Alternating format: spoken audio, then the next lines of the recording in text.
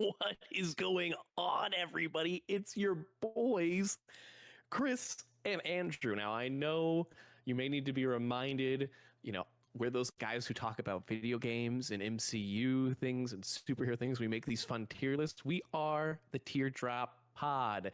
Andrew, my lovely co-host, welcome back to the show. How are you doing, man? Hi guys, how's it going? Hi Chris. It's great to be back. I would like to say a big thank you to Fahad taking up in my stead for a couple episodes. Back there for a little bit. Yeah, it's really great to be back. It's a great time to talk about some games. A lot of good games this year. For sure. Shout out to Kush as well. That episode, I don't even know if you saw this one, Andrew. I posted one yesterday that we recorded back in July with my other friend Kush. No, I did not see this. It was yeah, things got a little crazy, and so I never got around to uploading that one, but I knew you and I talked about doing another episode. It's like, well, I don't want this one to get lost to time. Let's go ahead and throw that one out there. So now you also have new Teardrop Pod content to go listen to. Snap. Let's go, dude. A 4-month-old review of Superman and Fantastic Four First Steps. So, hey, Fantastic Four just came out on Disney Plus, so that's what I meant to sync it up with after I saw how much time had passed. Dude, that's awesome. Yeah, and that tier list was actually really fun too, the superhero video games tier list. So, yeah, thank you to everyone who took part in all of that. We are glad to have Andrew back as well. And yeah, we are going to use this as a catch-up episode. We joked about making the tier list a condiment tier list. And then we both looked at the options. It was like, I don't know if our palates are refined enough to really talk on this. The first thing they had on all of those tier lists was peanut butter. Is peanut butter a condiment? Please say yes or no in the comments. Yeah. Please, I need to know. I have my own thoughts. I don't want to sway the jury here, so y'all let us know what you think. We'll discuss on a later episode. I'm sure. Some odd choices in there. The whole episode is peanut butter condiment. But yeah, we're so back. The best way I can say to keep up with any of the episodes that we do drop is always subscribe on Spotify, Apple Podcasts, and YouTube, and you'll know whenever we upload. We're at the point now, it's like I don't even want to promise that things are going to be posted in a regular timeline. They probably won't be, but whenever we have the time and have stuff to talk about, hopefully not as big of a gap as this one has been between these episodes, but we appreciate the support for anyone who does listen. At the end of the day, this is just something fun that we like to do, to talk about the things that we're passionate about. So we love to have y'all along for the ride for that. But with that in mind, we, like I said, are making this a catch-up episode. So we're just going to be talking about a bunch of different things that we've either played or watched in the last couple of months. Does that sound good to you, Andrew? It's exciting. I have so much stuff to talk about. Yeah. So many good games this year. What do you think, if you had to guess right now, is going to be the length of this episode? It's going to be the what? What do you think is going to be the length of this episode? How long do you think it's going to be? The length? Yeah. Oh God, dude. I don't even want to think about it.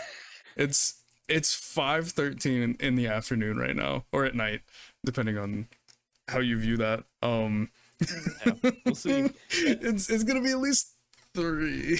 I was thinking about the first episode we did where we started in the day and you just see by the end of it, it just becomes pitch black. I think it's 10 hours to do that, man. I think that was our very first episode. That was crazy. It was, yeah. We started at like 3 o'clock. We ended at like 11. It was so bad, dude. It was so bad. Yeah. So strap in. We're ready for another long episode tonight.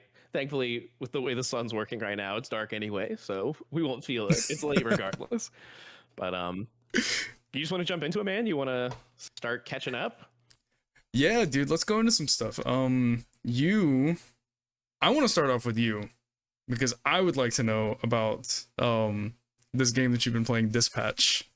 It came out very recently. Now, okay, let's set the stage here. What do you know about Dispatch? Have you played it at all? I know I haven't played any of it. Okay. I know that Aaron Paul's in it. Mm. I know it's about superheroes. I know it's visual novel-y. And that's about it. I know that I like how it looks. Yeah. I think it looks really cool. It's gorgeous. The art style. So Dispatch is made by Ad Hoc Studios, which is comprised of a bunch of former Telltale devs. And so the play style is very similar to those old Telltale Walking Dead, Guardians of the Galaxy, Tales from the Borderlands games that have you kind of, those were more adventure games in a classic sense, where it's like, okay, you are on a plane and you like a 2D plane, and you're, well, 3D and small 3D environments or 2D planes, depending on the adventure game. You walk around and you try and find different items that you use to solve very basic puzzles, sometimes very complicated puzzles if it's like an actual adventure game like Grim Fandango. But the Telltale ones, always simple. The main appeal of those games were the really tough decisions that they would usually make you choose, as far as like dialogue options, or you know, in The Walking Dead season 1, you would have to decide, okay, the zombie is coming for 2 of your compadres. Who are you going to save? You can only save one of them, and you got to choose. And the story progresses with those choices in mind. I couldn't do it with those games, man. Dude, it was too stressful. It was too stressful. I had to drop them. I never finished the Walking Dead games. Dude, I love any of these decision-based games. Like, people like to rag on it. Detroit Become Human, Heavy Rain. Those games were huge for me back in the day. You know, the Quarry, Until Dawn games, all that stuff. Love that stuff. And I almost always end up playing them with someone watching, which I feel like is part of why I really enjoy it. Like, Mayor watched me play all of Dispatch, because they're just very fun games to have someone else like bounce, you know, ideas off of decision wise, and you know, should I do this or that? And they're obviously very cinematic. It doesn't take like a lot of like technical skill, and like you can just sit down with like literally anyone. Doesn't matter if they played a game before, or, you know, anything like that. Yeah, you can keep up with it. Yeah. And so this game, from what I've heard from some of the interviews, I think it was actually originally being picked up by Netflix. It was going to be like one of their Netflix games things, which is maybe why it looks so good. Because it looks like it is just a literal Netflix animated show that has quick time events sometimes, and you know, decision making options that you have to do every now and then as well. Yeah, this game, it has 8 episodes each, except for the last episode, are about 1 hour. The last episode's about 2 hours. So they feel like actual episodes of TV, and you're playing as Aaron Paul's character, Robert Robertson, who is Mecha Man, and very early on, he loses the ability to use his suit, and so he ends up going into this sort of, it's called the SDN, Superhero Dispatch Network, where he gets his office job instead while they're working on his suit, where he has to try to help these former villains that are trying to be rehabilitated do good deeds instead. And so you're dispatching them to different areas that are having issues, and you have to determine which hero is best suited for which task at hand. So that is like a mini management like sim game that happens in each episode. That's actually a really cool idea. I really like that. Yeah. And then you'll have like a segment of that sandwiched in between longer cinematic segments where you're doing the traditional decision making stuff that you would do in a Telltale game. And it is so great, dude. It is such a good game. The episodic nature of it I actually thought was really cool, because some of the episodes, the way that they would work in the Telltale games, you would have to wait weeks in between them, or they would be like a little bit longer than I think you would traditionally do in like a sit down of an episode of TV. And so this is like every Wednesday, 2 new episodes would drop. It would be, first week was episode 1 and 2. We'd play those. Then we'd wait till next Wednesday, do 2 more episodes. And it was just like, it was so easy to get in the swing of things. And I saw on the Steam charts and stuff like that, it pick up more and more people each week, and its concurrent players would go up through word of mouth, and people saying, oh, this is really good. And you could see every Wednesday it would hit a new peak concurrent. It was just like a really cool release schedule. But yeah, the game itself is great. It's got a bunch of really famous voice actors, not just Aaron Paul. It's in association with, isn't there like Laura Bailey? Yeah, it's in association with there Critical Role. Yeah. So Laura Bailey voices a main character. Travis Willingham is a character. Alana Pierce, who is a former IGN person and like a writer for Sony Santa Monica for a while, a big YouTube personality. She's voices a character. Moist Critical voices a character. Um, That's I'm crazy. trying to think, Jacksepticeye voices a character. Yeah, it's like a lot of really famous people. And That's quite the list right there. That's a really good list. Jeffrey Wright absolutely steals the show as his character, Chase. Really? Yeah, fantastic. Wow. But the decisions are all really well done. It's a superhero story, but one that is very much more in the vein of like Invincible, or I heard some people say The Boys. I don't think it's like as crass as The Boys, but like it definitely has like very mature themes. It is much more, it's not afraid to be violent. It's not afraid to show, adult things. It surely can't be as gory as The Boys, right? No, but The Boys is like to an like that is like the farthest into the spectrum in my mind, and then like Invincible is like one tick down in my mind. Invincible is like a little bit more. It can still obviously be very gory, but I guess because it's animated, it doesn't feel as bad. And it certainly isn't as crass as The Boys, and I would say this is much more in line with that Invincible kind of level of intensity. But the writing, it was so funny. I was listening to Kind of Funny do a podcast with Aaron Paul. I think that was where I heard it. He was just saying, yeah, the writing was just so good for this man. And that's like why he came to do it. And they were kind of ragging on him because I think they talked to him before they could play the game. So it seemed like they didn't feel great about the interview because they weren't able to really delve into things. And he just kind of kept going back to that talking point. But then they were like, but once we played it, we were like, no, I get why he kept saying the writing was so good because it really is just that good. It feels like prestige TV levels of quality. And I feel like the decision making really matters in a way that I found really satisfying. It was really tough decisions, but not, here's a clearly good, here's a clearly bad one. I'm trying to, I don't want to spoil any of them, so I won't say any specifics, but they're ones that you will see the repercussions of throughout the game. I think a lot of the times when you think of these games where it's like, you make these decisions and sometimes when you get to the end, you're like, oh, well, there's like one tiny thing happened and otherwise it all just leads to the same direction. I think this game does a good job of making you feel there's not necessarily one gigantic decision you make that will determine your ending result 4 episodes down the line, as much as it's like, okay, you make a major decision right now that then impacts the story from here on out. And so even if it's not like you're building to one huge thing, though sometimes you are through that decision, it's more of like you get to see as you go a very different experience in certain aspects, even if the main story is still the same thing. But yeah, that's so cool, man. Dude, I'm so in on this game. Like every time I see it, I'm like, I just love how it looks. How would you, because you beat it like completely. You played it in its entirety, right? All the episodes. Yep. Okay. How would you rank this like among like the Telltale games? Do you think it's on like the same level as those? As far as like, I guess like the Walking Dead games, do you think it's better? Maybe it's better. This to me is what it feels like the Telltale games always wanted to be. Like when you look at the Telltale games, wow. I think as far as the technical limitations of those games, they were I want to say this was in a Min-Max episode I listened to. One of the people that used to work in Game Informer made some joke. I may be misquoting, but I'm still going to say because I think it's funny. They're like, oh, Telltale games. Those are like my favorite PowerPoint slideshows because those games are just so choppy. Like anytime you would make a decision, it would be like a... and then 5 seconds later, you see something play out. Yeah, and then it would happen. Yeah. Those games were just really technically, I think, struggled in a way that especially as time went on, it became more and more intrusive. I think it was easier to forgive with like the first Walking Dead because that was so, kind of groundbreaking. So early on, and yeah.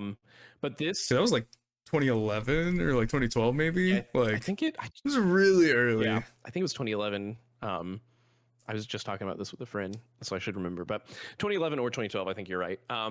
And this just feels like it is so gorgeous. It's so well written. It's so well animated and the decisions are so interesting and so dynamic. Like, I think this is better. Like, I obviously have a lot of nostalgia for the first Walking Dead season from Telltale. And I really loved the first Batman season and the first Tales from the Borderlands season of those games as well. Those are like probably the 3 I remember the most fondly. Wolf Among Us was really good too. They were great. But I think this one it's easy to, nitpick all of the technical issues of some of the older ones, but I think this specifically elevates it in multiple aspects, not just, okay, this is better because it's a 2025 game versus a 2011 game from a performance standpoint. I think all the other aspects of it, in my opinion, are heightened in a way that is really, really well done. And kind of, if we had kept, if they'd taken a little bit time between those seasons and not burned themselves out and been able to have the technology catch up and make it perform a little bit better, I think this is ultimately where we would have gotten anyway. So it just, to me, feels like a natural evolution. So this, at that point, it's kind of like your mileage may vary. Do you just connect with the story personally more than some of the other ones? I think the only one that maybe could compete with it would be Telltale Walking Dead Season 1. But even that, it's so hard to say, because this is technically a better game, and I think the decisions mean more. The performances are, not to take away from the performances in that game, because I actually think, especially like Lee and Clementine were really good in that. But I think this is probably my favorite of those games for sure at this point. That's awesome. Dude, I remember they used to crank those games out, man. It was, not to mention like buying all the licenses. Like, you remember when they went? I don't know if it's still a thing, but they filed for bankruptcy or something, right? Didn't they shut down? Yeah, or something like that at one point. Telltale, as it existed then, does not exist anymore. A lot of the former devs are at the studio ad hoc that made this game, but I want to say there is like another company that also has former Telltale people at it that is now technically called Telltale, but it's not the same. Like, that exact studio did go out of business, and there have been people who have because we did get Tales from the Borderlands 2, and then we got Wolf Among Us 2 is supposedly still coming out at some point. Yeah, but which I think God knows when that one comes out. Again, I could be misremembering, but I think what I heard was that this studio was originally working on Wolf Among Us Part 2, and then when that other Telltale branch kind of reformed, they took that over, and then that's why these guys went and made Dispatch instead. So got it. It's complicated, it's messy, but I love games like these. But a good game came out of it. Exactly. It all's well that ends well, dude. I really hope there's a season 2. I think they initially said they didn't plan on it, but this game is kind of blown up in a way that they seem like they are now much more open to it. Oh yeah. And it's one of the really rare instances of these games where I did really want to go back as soon as I beat it and do another playthrough to see what the different options are. I've listened to a lot of podcasts since then, so I've gotten some sense of what the big decisions can play out as. But if you are going in blind and you just want to experience it yourself, I definitely think that it's well integrated enough, and like you can see where things would be different, but you can't necessarily know how it would play out until you do it. And I think that there are certain character relationships that would really benefit from specific decisions in a way that makes it worth going back to. So yeah, I give this game a 9 out of 10. I highly recommend it. The only negative thing I will say about it is that the last episode I played on release night, and I had a bug where on the very last dispatch minigame or segment, I don't want to call it a minigame because it's like a pretty big part of the game, but segment, the way it works is you have to send the people out, and depending if their stats match up correctly impacts whether your odds of success, basically. And so once you send them out, they do the task, and then they have to come back and they have to rest before you can send them out again. And I'd like send everyone out, and as you send them out, different spots on the map will pop up like, okay, send them this place, send some people to this place, send people to this place. I got to a point where just stuff wouldn't pop up on the map for me anymore. It was like the game thought that I was done with that segment, but it wasn't progressing. Yeah. And so I had to quit and restart, and you can't skip cutscenes, and there were cutscenes leading up to that. So that kind of dragged down the pace, soured it just a little bit. Yeah. And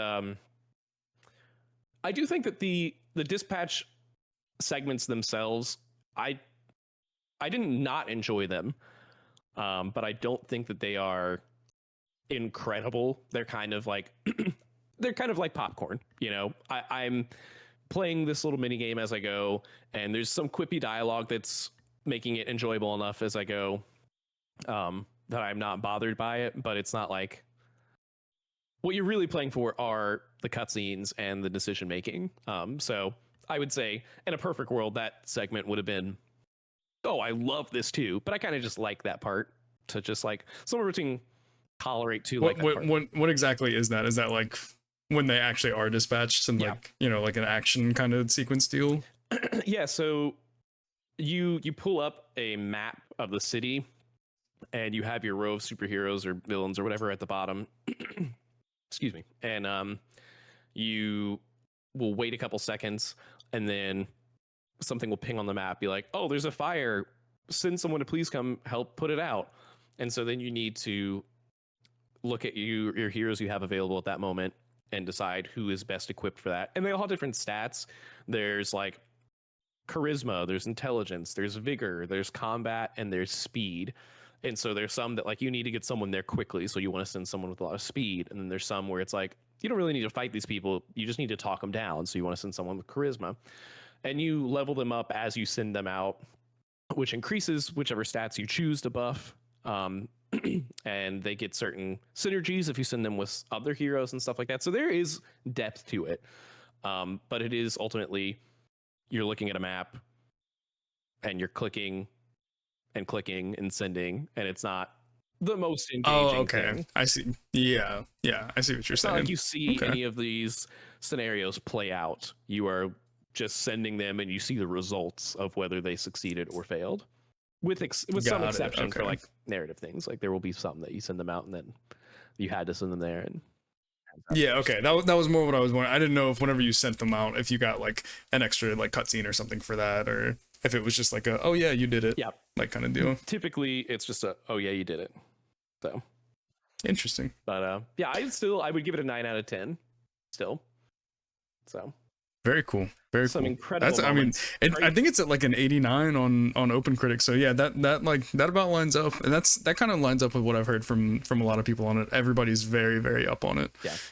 Great soundtrack. I'm excited to like really good licensed music. Yeah. And dude, really funny. It is like the most I've laughed at a game in a long time. It is genuinely, I laughed out loud at most episodes, if not all of them. There's some lines specifically I can still think of right now that it's like, just, I feel like humor is really hard to pull off in games a lot of the time.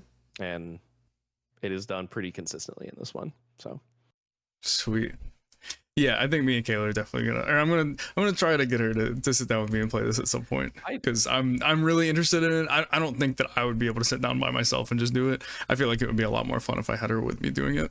Yeah, I mean, I recommend it whether it is just you or her, but I would be really surprised if she didn't enjoy it, because it would just be like sitting down to watch an episode of TV, except it's even more engaging, in my opinion. Right. But yeah, really recommend it. And it is digestible, like I said, if you choose to do like, all right, tonight we're just going to do one episode. And then now that they're all out, you could be like, tomorrow I want to do the next episode. I kind of liked having the 1 week break between the two of them for the most part. Like they would leave you on cliffhanger. Sometimes I'd be like, I want to play this right now. Which is also a testament to it. But it was, I liked having kind of the way that it was split up like that. I think they were just the right length of time. So sweet. And you said it was every episode's like an hour, roughly. Except for the last episode's like probably 2. But again, my last episode was also so this is like a 10-hour play. Yeah, roughly. Okay, 10 cool. to 12. Cool. Sweet. My last episode was also extra long because again that bug that sent me back by like 15 minutes. But which I hate myself, dude. It was compounded by the fact that I'd already restarted once, because there was a trophy for not failing something, and so I saved scummed it. No. And so I was like, let me just restart. And then I got the bug, and so I was that was the second time I was doing it. So I had to do it 3 times, and on the third time I did not do as well as I did the first 2. And I was just like, all right, well, too bad. This is my run now. That was my punishment. And there are consequences, I will say, for not doing very well on that one. So really, okay. So go play Dispatch. All right. Now, I'm not going to spend a lot of time on this next topic, but I do want to give you all an update. I believe it's been so long since we've done a podcast. I think I played 2 Yakuza games since the last episode. One of them was the one that came out this year, Like a Dragon Pirate Yakuza in Hawaii. And one of them, What a title. dude, it's so What a bad. title. It's so bad. And the other one was Yakuza Kiwami 2. So I remember talking about Kiwami 1 with you because I was like, this one's the first kind of stinker. And it's like, that game still has some good story moments. It's not like terrible, but I have a new ranking of the Yakuza games. Are you ready for it, Andrew? I'm so eager to hear this. Right. Do you want me to go from the bottom to the top or the top to the bottom? Let's go from the bottom to the top. On the top, okay. Last place, number 7 of the ones I played, Yakuza Kiwami. Number 6, Like a Dragon Pirate Yakuza in Hawaii. Oh no. Number 5, Like a Dragon Gaiden, The Man Who Erased His Name. Number 4, Yakuza Kiwami 2. Number 3, Like a Dragon Infinite Wealth. Number 2, Yakuza 0. Number 1, Yakuza Like a Dragon. Now, all this is to say, man, Yakuza Like a Dragon and Yakuza 0 and Infinite Wealth and Yakuza Kiwami 2 are like, they're both kind of like tied for first and second, respectively, in my mind. Like, Infinite Wealth is definitely the best gameplay wise, like by a pretty wide margin in my mind, but that game has some pretty big story issues. I feel like there are some still good story moments, but it's definitely not as strong as Yakuza Like a Dragon, which has the best story in my opinion, and Yakuza 0 is really close. And Kiwami 2 I loved. I know it's like ranked 4th, but like all 4 of those games, Like a Dragon, 0, Infinite Wealth, and 2 are like, I love all of those. Kiwami 2 was so good. Is Kiwami 2, is that, so Kiwami 1, that's like is that like a prequel one? Or is that 0? 0 is the prequel. Kiwami 1 and Kiwami 2 are just Yakuza 1 and 2, but the remake. That's just 1 and 2. Yeah. Got it. Okay. They were just, because those were originally PS2 games, so they were remade for PS4 generation. Got it. Pirate Yakuza, Like a Dragon Pirate Yakuza in Hawaii, the game was fine. It was really fun for a while, and then I did what I do in all the Yakuza games, which is all of the side content, because that's, as I've said before, I think some of the best parts of the Yakuza games. And this one specifically was just really not balanced for that in mind, in my opinion. It's the first one in a while to go back to the beat 'em up action combat, and it was just like, fights were so trivial, and I guess I could have just turned up the difficulty, but it was also, I've played 7 of these games, right? And playing Kiwami 2, I was like, that was my 6th, and I was not tired of the formula still at that point. Like, it just feels like coming home. It is such a comfort food game that I've played before. It's like the things that are familiar, that are from game to game, are different enough that they're still entertaining, or they are kind of similar in a way that to me feels comfortable. And this one, it was like the first time where, I don't know, it's like the formula of, okay, here's the cookie side story, and like, here's all the different side content that you can do, a lot of it being similar stuff from Infinite Wealth, because this one's also in Hawaii too. It was just the first time, I feel like it was a quality thing, really, because it was like, I don't think that any of the side quests stand out as much as some of the other ones, and the story is kind of whatever, except for the few moments that it's not, and those few moments are really good. But yeah, it was just fine. Did you play as like a different protagonist in this one, right? Yeah, you play as Majima, who you only, that's like the crazy dude, right? Yeah, the crazy dude with the eye patch. Okay. Yeah. Love my boy Majima. Actually, it reminds me, I don't know if it's still down here. I think I moved it upstairs when I was in Japan. I got 3 plushes of Kiryu, Ichiban, and Majima, and they're really cute. Jesus Christ! But yeah, I gotta. One day I'll have a like actual studio like set up so you can see all my nerdy stuff around me. But yeah, Majima's cool. He's the other protagonist from 0. He's like a fan favorite character. This is the first time he's been the only protagonist in a game, and I think a lot of people were excited about that. But not a spoiler to say, at the very beginning, he gets amnesia. He forgets everything, and so I don't know. It's a very tropey thing. It sounds like such a Yakuza thing, dude. Yeah, well, and it's like, it feels like something that they should joke with more or turn into like, yeah, it would be for a side quest, not for the whole game. And it's like, it just kind of ends up being, I think because of that, you don't see as much development as you sometimes see with these characters. Right. So because this one isn't like a full game, right? Like it's not like the normal length. I don't know how it is like lengthwise compared to like Infinite Wealth or like a Dragon. so I platinumed it. Okay, all right. Most of these games are normally very time consuming and difficult to platinum. As they've gone on, I think that they're slowly making the trophy list easier. Like I could go back and get the Infinite Wealth one in a couple of hours at this point. And then this one was the easiest one so far. So I was like, yeah, I'm just gonna do it because like it is still a comfort food game to some extent. It's not like I was not enjoying my time up until maybe by the end where I was like, all right, this is kind of outplaying its welcome, because to do all the stuff that I had to do, it was like 50 hours, I think. Okay, Maybe 40 even. But if you're just it's really not bad for having like almost a yearly Yakuza game. Oh yeah. If you're just doing story stuff, it would be probably about 20 hours. I probably doubled it by doing everything. Yeah. So it was billed as a shorter one. Like if you look at it just from a chapter standpoint, there's only 5 chapters, I think, in this one, and normally there are 14 chapters in a Yakuza game. But these chapters were longer also, so that's not the most accurate kind of way to portray that. But it's still good. I just think it's one of the weaker ones for sure. I had pretty high hopes. The pirate stuff is pretty fun, but again, it does just get repetitive, and I don't think that it is as fleshed out as it should be for if you want to do everything. It's like more complicated than it needs to be if you're only going to do the surface level stuff, but it's not fleshed out enough to keep it engaging if you want to do everything. Is kind of where it comes down to for me. Right. So, and you said it goes back to like the kind of like action brawler combat in this one. Does it not stay to the turn based like a Dragon?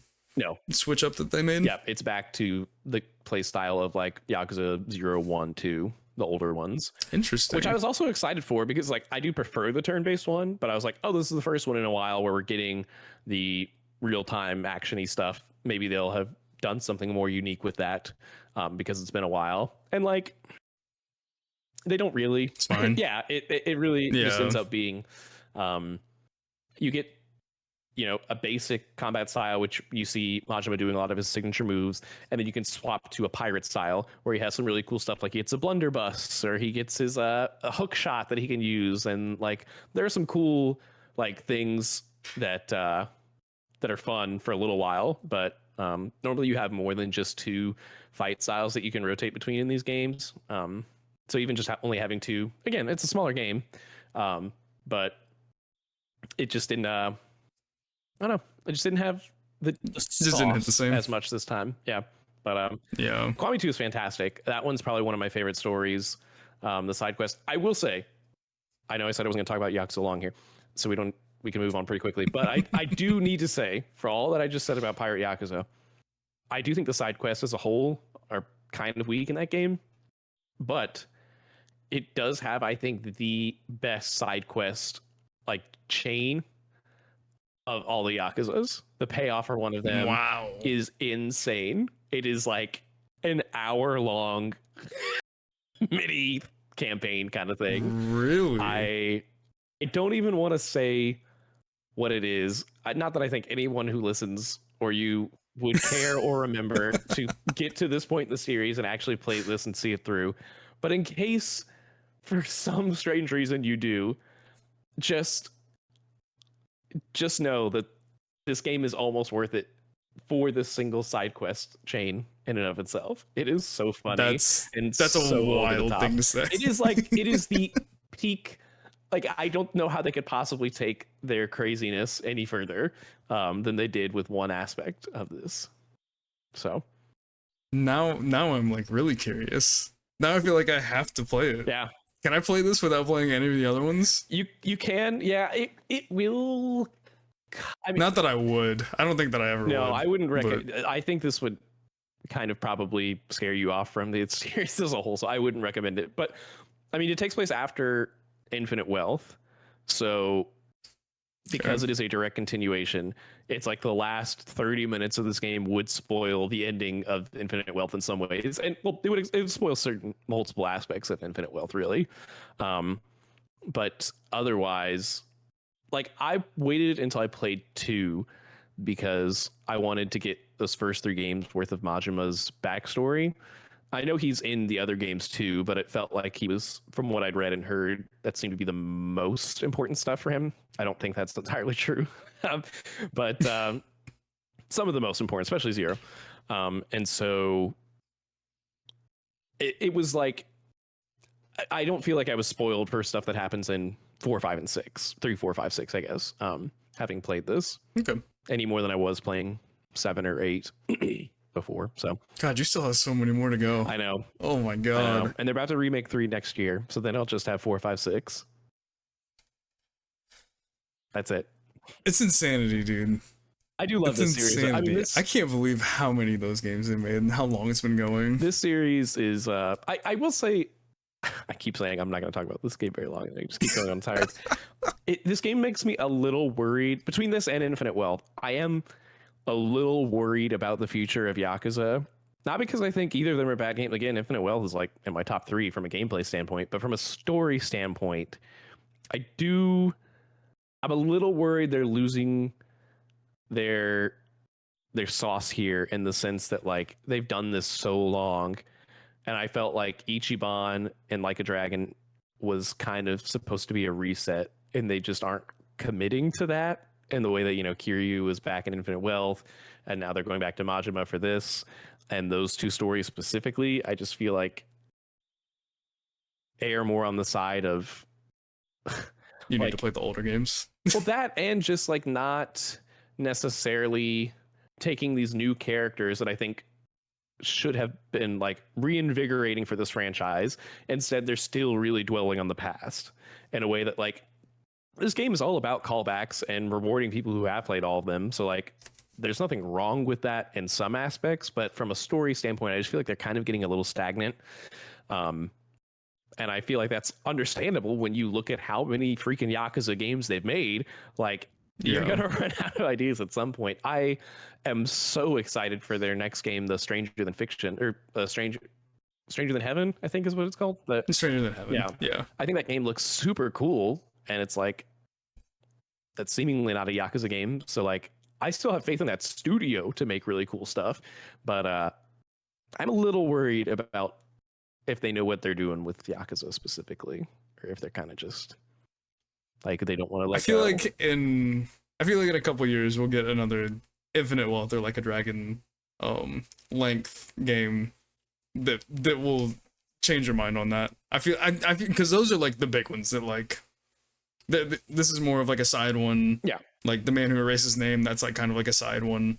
But those 2 are like the big, like, installments. I feel like the next big installment will probably... This is also coming from someone who's never played Yakuza. I'm completely talking out of my ass right now. Your optimism is, I need that. Thank you. I'm just trying to... I'm trying to manifest it for you. Yeah, I hope so. I feel like Ichiban and that crew are so good. And, like, the way they handled the returning stuff in that game was so well done. And it's just like, the more I think on how they've progressed since then with Infinite Wealth and with Pirate Yakuza now, it's like, you're not doing anything with it. Like, keep going with that. Yeah. So, and I won't say not doing anything, because Ichiban stuff in Infinite Wealth, some of it, most of it, part of it was really good and all that. But yeah, that'll be, whenever you played them all, we'll have a whole series episode, I'm sure, any day now. We'll do a tier list one day. Every Yakuza game. It'll be in 10 years, but it'll happen. Yep. I'll probably have totally changed my ranks of everything by then anyway. So I was gonna say I'm spoiling it, but it doesn't matter. So sweet. I kind of want to get into. I never got to go over my Switch 2 thoughts. Mr. Nintendo himself. Yeah, me being known as the Mr. Nintendo man on the pod. I never got to say my piece with the Switch 2. And this is a little bit of old news. All right, just bear with me for my sanity. No, I think this is actually everyone. I think the timing of this is actually really good because it's been what, around 6 months or so since it came out. It's been about 6 months. So, yeah, like, yeah. that So feels this will like be a like good kind of time a for 6 good months check-in. retrospective. Like the only thing that maybe would add to it would be, you know, however Prime 4 turns out in a couple of weeks, 2 weeks, whatever. I think God, that's it looks so good. Oh, it looks so good. all I know is I saw those previews with that one side character where everyone was saying how much they hate We him. don't talk about Miles. Yeah, we don't okay, talk about that's fine. Miles right now. He's I hope for I hope he's like, only in the game beginning. is good, man. I'm a little worried about it, but I've been replaying through Metroid Prime 1 again for the first time. I don't know, maybe like 5 years. If you haven't played that game yet, Chris, that's an easy like 20-hour, like you will have such a blast. I haven't. It's aged really well, I think. It's Definitely pick up remastered. It's definitely on my list. I do 100% want to get back to it, but that's like the only game. Prime 4 is really the only game I think at the end of this year you could add to, like, you know, how is the Switch done in its first 6 months, but otherwise, right. I think it's a good time to check on what else they've done with it so far. So yeah, tell me. Yeah. I think the Switch 2 is it's a Switch. It's a Switch 1, but it just does everything a little bit better, which is fine. It's exactly what we were all asking for when we said we wanted a new Nintendo console. We just wanted a Switch that ran things well, or just ran things at all, honestly. And I feel like it accomplishes that. Does it kind of? It's the least hype that I've ever been for a new console. I will say that. I feel like with so much of it being so samey, even in just like the UI and like the home menu, like you can't make my squares into rounded squares and expect me to be like, oh yeah, this new console is sick, dude. Give me a few little extra bleep bloops and chirps whenever it opens up, you know. It doesn't completely feel like a new console. But it's still fine. I mean, the Switch 1 is one of my favorite Nintendo generations ever. I think that they did so many things right, and, you know, put out some of the best games that they've ever put out. I might argue that it's the best generation since like Super Nintendo. Yeah. I would say it's probably the best gen since Super Nintendo. The Wii U would like a word. Anytime that I say anything good about the Wii U, I get freaking roasted, even though the Wii U is my favorite Nintendo console. The Wii U I get roasted so hard. Part of the reason the Switch has the great library it does is because the Wii U laid the groundwork from a software standpoint. Hardware standpoint, that's facts. You could make an argument that it is not that good, but almost all of, well, not almost, but like a lot of the really good Switch games were either ports of Wii U games or like building on the Wii U, of like Smash Ultimate, building on Smash 4, the Mario Toad's Treasure Tracker, you know, that's building on, you know. Oh, dude, I love Captain Toad. I feel like, man, a lot of the other stuff, and I'm not thinking of specific ones right now, so everyone would roast me in the comments if we had, you know, a bunch of listeners. But speaking of Wii U stuff, real quick, sorry, Nintendo put out an app a few weeks ago that's like a Nintendo Store app that lets you do your play activity, or like see your play activity like all the way back from the 3DS. I just have to share how many hours I put into Mario 3D World, because I didn't think that I put this many hours in, and it's like low-key embarrassing. I put like 400 hours on Mario 3D World. You're a sick man. 400. I didn't think that I played that game that much. Some of it was me trying to speedrun it, but anyways, sorry, that's super off topic. You're a sick man. I'm looking at mine now. Also, they still never ported Star Fox Zero from the Wii U. What's going on, guys? Nintendo, please. I need Star Fox Zero. It's not a good game, but I need it. I need to play just something Star Fox, dude, in the immediate future. I apparently spent over 200 hours on Netflix on Wii U. I don't know when I did that. I feel like that must have been... What the hell? That must have been my college roommate. He must have done that, because there's no way. It also says I spent over 30 hours or 60 hours on Hulu. Yeah, this app is so weird. It really shows how much of a fake Nintendo gamer I am, because my playtimes, I was expecting to get so many, but it doesn't have my 3DS ones for some reason, which I was really disappointed by. Yeah, it doesn't have my 3DS ones. It has like some of my 3DS ones, I think, but not all of them. Because I definitely think I played Smash more on my 3DS than on my Wii U.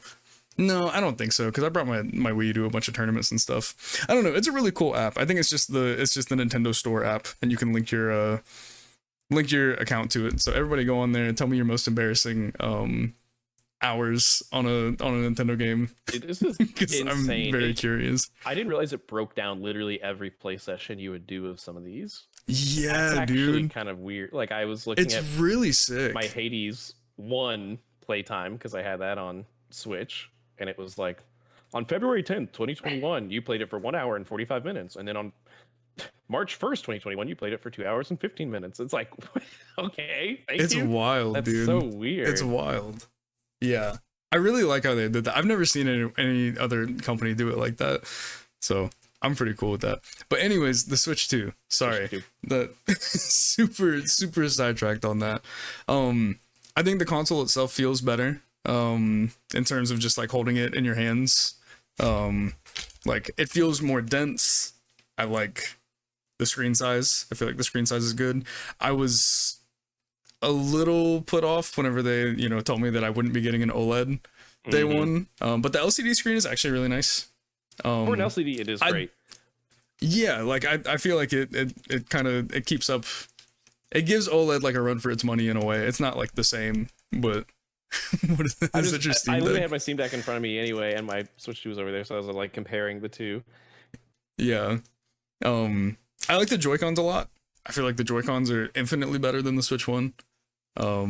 They especially in the shoulder buttons when you're just doing like, one Joy-Con mode, turning it sideways. I feel like the shoulder buttons are just way more comfortable. Yeah. And everything just feels more dense. I don't know. It doesn't feel like a toy. I feel like the Switch 1 felt a lot like a toy, whereas this feels like I'm actually like holding a console. I haven't used the mouse functionality almost at all. I used it once to make sure that it worked, and then I said, wow, this is really uncomfortable. I'm never going to use this for anything ever. Well, there haven't been like any Not games even shooters that have like really utilized that I've seen so far. Anyway. Yeah, there was like Dragon Drive, but 4 people in the history of man play Dragon Drive. Who? Like I didn't buy it. I had no interest in it. That's one of those where like I'd play it for an hour and be like, okay, yeah, my Joy-Cons work, and then I'd put it down and never play it again. That's crazy because like if you look at it, I didn't realize this. The screen on the Switch 2 is actually bigger than the screen on the Steam Deck, but the Steam Deck yeah, it does. Yeah, it looks like wider. But the Steam Deck is bigger as a machine. Yeah, that's weird. Which makes sense. I mean, I feel like the Steam Deck probably is more, has a little more graphical output than the Switch 2, or it might be just as much. Yeah, I think it just depends because I was trying to decide whenever Hades 2 came out if I was going to get it for my Steam Deck or for my Switch, and it ran at 120 frames undocked, I think, on Switch 2, and 60 frames docked, I want to say, but on the Steam Deck it was like 90 frames, and so I was like, well, now I which is which. I had like a port for my Steam Deck that I could hook it up to my TV if I wanted to, and it ultimately I got it for my Steam Deck just because then I knew I could also play it on my PC, and because the OLED, I was like 90 frames I'd rather have consistently than sometimes 60 if I do want to plug it in. And that's kind of where I come down on it with the Switch 2. It is a fine system. It's totally fine. But like, I'm in that exact scenario. I'm probably going to pick my Steam Deck every time over the Switch 2 because it will probably run better, and they'll probably run similarly, but probably a little bit better. It will look better because it's on an OLED, and the possibility of playing it, I would personally generally actually rather play it on my TV than my PC, but still having the option to play it on my PC for my Steam Deck for me is a little more, there's at least still some extra benefit. So it's like, I feel like this is just going to become, the Switch 2 for me will just be an exclusive machine again. Yeah, like a Nintendo machine. Yeah. And I kind of felt that way at first too, because I don't own a Steam Deck. Anything that I buy on PC, it's getting played on PC. So this has been the only thing that I played for like 6 months I played every indie that came out. You know, I played Hades 2, Silk Song, Mario Kart, DK, like all of those. I mean, that's been my life for the past 6 months, and it's all been on the Switch. And I can't say that I have any complaints with like the performance of it or anything. It would probably look better on a Steam Deck, I'm sure. But also, like, I'm not really a handheld guy. If I'm ever using this handheld, it's because I'm not at home. If I'm ever at home, this thing is docked, I'm playing it on my TV 99% of the time. Because we don't have the thing in this house where, Kayla wants to use the TV, so I need to, take out my Switch so that I can play it handheld. Like, we've got like 3 TVs. We both have a Switch. Like, there's no fighting over screens. We have plenty of screens up in this place. But even docked, I mean, I think it feels great. The Pro Controller, genuinely one of my favorite favorite controllers that I've ever held. It is really good. So whenever I beat, what was the last game that I just beat? I guess it was Hades 2. I moved over to PlayStation because I wanted to start Persona 3, and I picked up that controller. Don't roast me. I cannot stand how the PS5 controller feels in my hand after holding the Switch controller for so long. You're wild for It's that. so big and beefy and just like it just doesn't feel right. It is big, but like you can do a lot more. I will say, like, you can do a lot more with it. It definitely has like an entirely different like functionality to a Pro controller. That's probably my biggest thumbs up for the Switch 2 is the Pro controller. Because it's also that other thing where like the Switch 1 Pro controller, I really like it, but it feels really plasticky, a little cheap, and kind of like a toy. This feels a lot more solid, a lot more dense. Like even the joysticks glide like butter around the edges. Yeah, it is the smoothest joystick I've ever felt. Yeah. So I'm very happy with my purchase. I'm really, really happy with it. Good. Yeah, I mean, I am for the most part. I just I do worry about the longevity. I feel like we were really hoping that from a power standpoint, it would be a little bit more competitive as far as seeing more third-party stuff on the Switch 2 that would run well enough that it would justify potentially getting it for that instead of like a PS5 or your PC for the portability aspect of it. And for me, from what we've seen so far, like when Nintendo's making their own stuff, it's like that's good and it works well, but I just don't think we're gonna see the AAA games be able to run well enough on that it would be the place to play those for me, unfortunately. Yeah, no, definitely not. And I feel like I said this on a previous pod, but it's like I feel like right now we're in a situation where a few years down the line it's going to be the same as the end of the Switch 1, where games are going to get bigger and more graphically demanding, and the Switch 2 is not going to be able to keep up with it. But they can keep up with it right now a little bit. We've got Cyberpunk, we're about to have FF7 remake, Star Wars Outlaws, even though that game looks a little fugly on Switch 2. I actually heard that one. I thought I heard that one performed really well on it. Really? I thought maybe I'm hearing stuff wrong. I thought Digital Foundry was game. Like, how is this actually running so well? Yeah, but there was one. I think Yakuza 0 was one that they were saying actually for some reason didn't run that well, which like that's an old game anyway. So yeah, I think it really will just come down to optimization from whoever's making it. Yeah, Oh no, Elden Ring. That's what I was thinking. Yeah, because that game got Elden delayed. Ring did not. Yeah, it was like so bad that they pushed it out. Everybody going to whatever it was like Summer Games Fest was like, dude, this is not good. Like, we cannot play this on here. Dude, that makes me so nervous for that other From Soft multiplayer game Dust they're making. Bloods. Yeah, I don't know, man. Especially because for me, Elden Ring Night Rain didn't hit as hard as I wanted it to. So it's like now a Switch version only. Like, I don't know. It's gonna sell some Switches though. I'm gonna tell you that right now. Look, man, I'll play it. It's gonna sell a lot. I'll play it for sure. There's no way I don't at least try it, but I am worried about that. And like the Elden Ring thing, I haven't played Elden Ring specifically. I played Night Rain on my Switch 2, and it's ugly. Or not my Switch 2, sorry, my Steam Deck. It's ugly, but like it runs smooth enough. Like I could do runs on that if I wanted to. And it's like, yeah, that you could look past it if you know, as long as you've got the frame rate there. Yeah. And it's like, I don't know.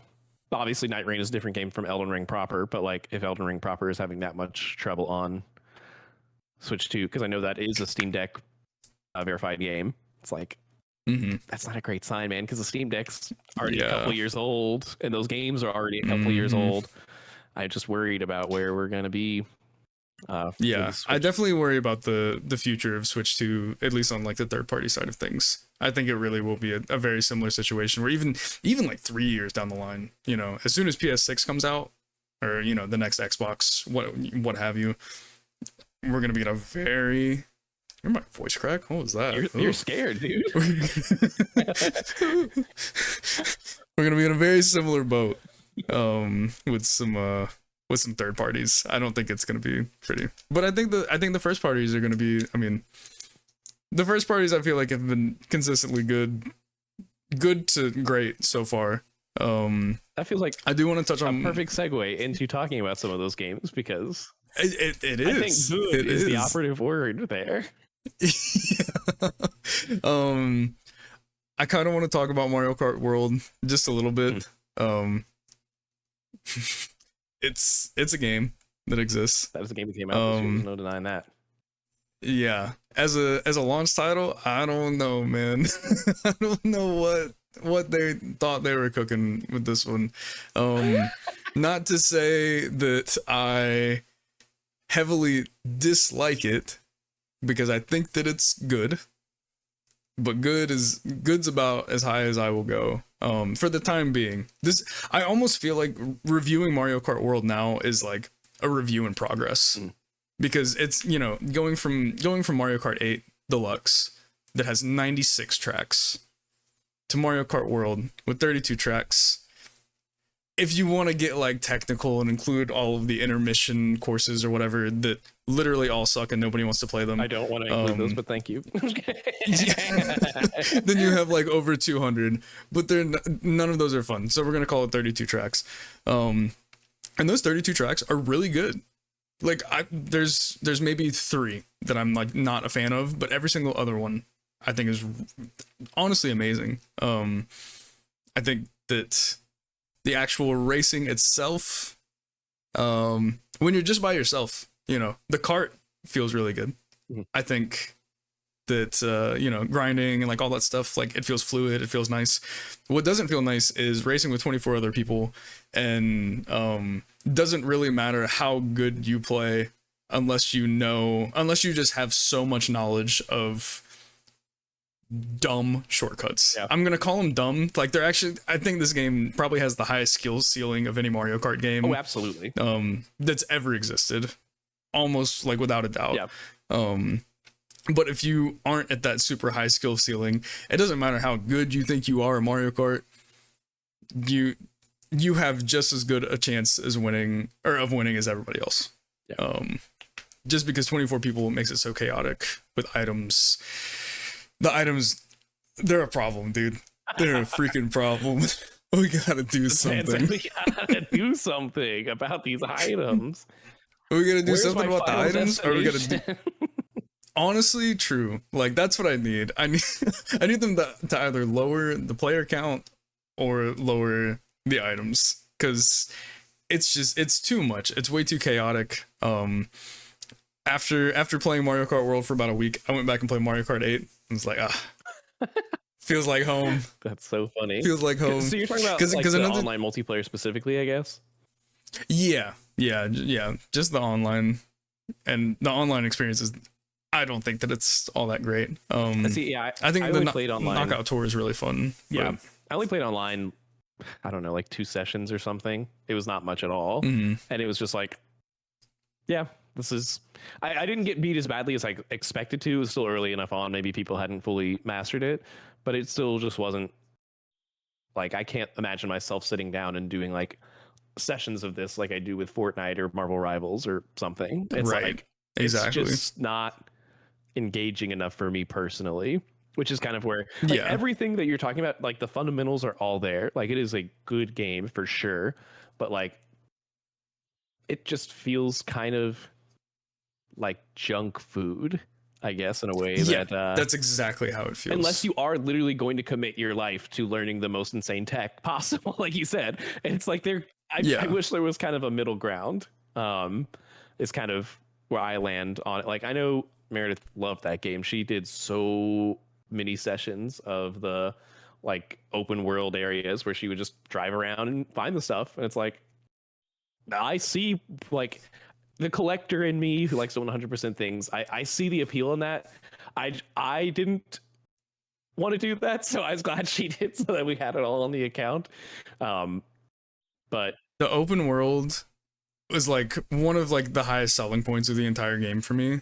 Whenever they were first showing it off, I was like, good, like some like actual Mario Kart like single player content that isn't just doing races or just, you know, doing battle mode or, you know, like whatever. Like it's, I get in there, dude, it's the most boring thing there's just nothing I've that ever played. it's literally just like it's point A to point B. It's like yeah, it's, and I kind of get it. Like I don't think that that's like the main course of the game for sure. Like the main course is the racing.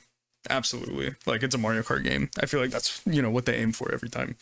But adding it in, it kind of just feels like, did we need to spend time on this? You know, we could have had 12 more tracks or, you know, like a few more Grand Prix or something like that. I think the thought of it is really cool. The idea of, you know, having all this stuff to go and do. It's a good, like, you know, I've got 10 minutes, let me go grab a couple P-switches or something real fast. It'd be different if you actually got like some rewards for it or something, but it's literally, I don't know if you've seen what you get for this, but it's nothing. Yeah. You don't get anything. Yeah.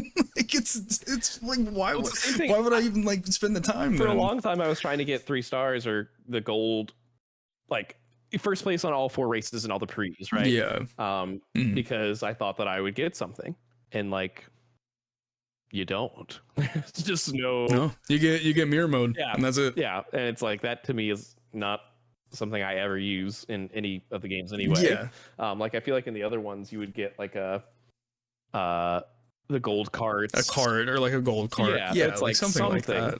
And it's just, I don't know, man. I need something to tell me good job. Yeah, exactly. Like that's all that I need. Just give me that sense of accomplishment.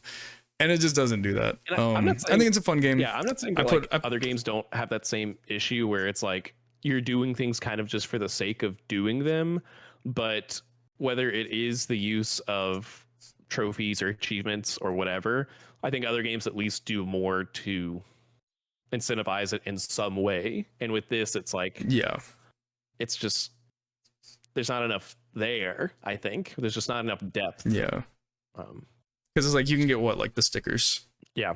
It's like, who cares, man? Honestly, who cares? Yeah. Like, I'm not collecting all these stickers. They don't mean anything to me. It would be one thing if you could put multiple of them like on your car, like decorate your cart or something. But it's like, yeah, if you could like actually decorate a cart with it. But no, there's like a predetermined spot for every cart where the sticker goes. It's like, I just don't care enough. It's just weird. I feel like Nintendo is usually better about being more innovative than this. Like this feels like a game that maybe wasn't ready. Like that they had this open world, but if they'd had another year, they could have put more in it, or they could have given you more rewards to earn, or like more customization or whatever. But that's also not Nintendo. Like they don't normally have that. So I also think it's weird we haven't heard any updates on post-game content or like DLC or it's anything. Been 6 months and it's radio silence on DLC. Very weird. Like that's insane to me. I would have bet money that last Nintendo Direct that we just had, like we would have gotten an announcement for like just an extra Grand Prix or, you know, an updated like knockout tour thing. Because the fact that you like the DK Bonanza, Pauline, and DK skins, like especially because why do they only have one skin apiece? Everyone was like, oh, it must be because they're doing something with Bonanza, and it's like, where are you at, bro? Dude, like DK I don't know if they're still cooking on it, but like you haven't even done that for real.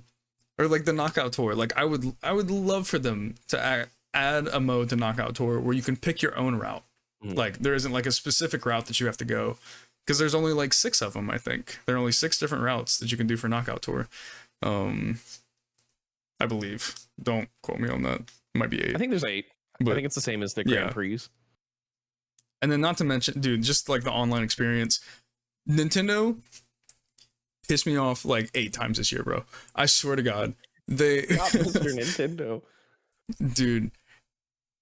Mario Kart World, so just like the racing part of Mario Kart World, whenever you go on, you try and get into just like a normal like 3-lap race, you can't do it. You can't do it reliably. Yeah. Why? You know, we found a workaround at some point where if you just hit random, it would always give you another course way off the map that didn't give you like an intermission track.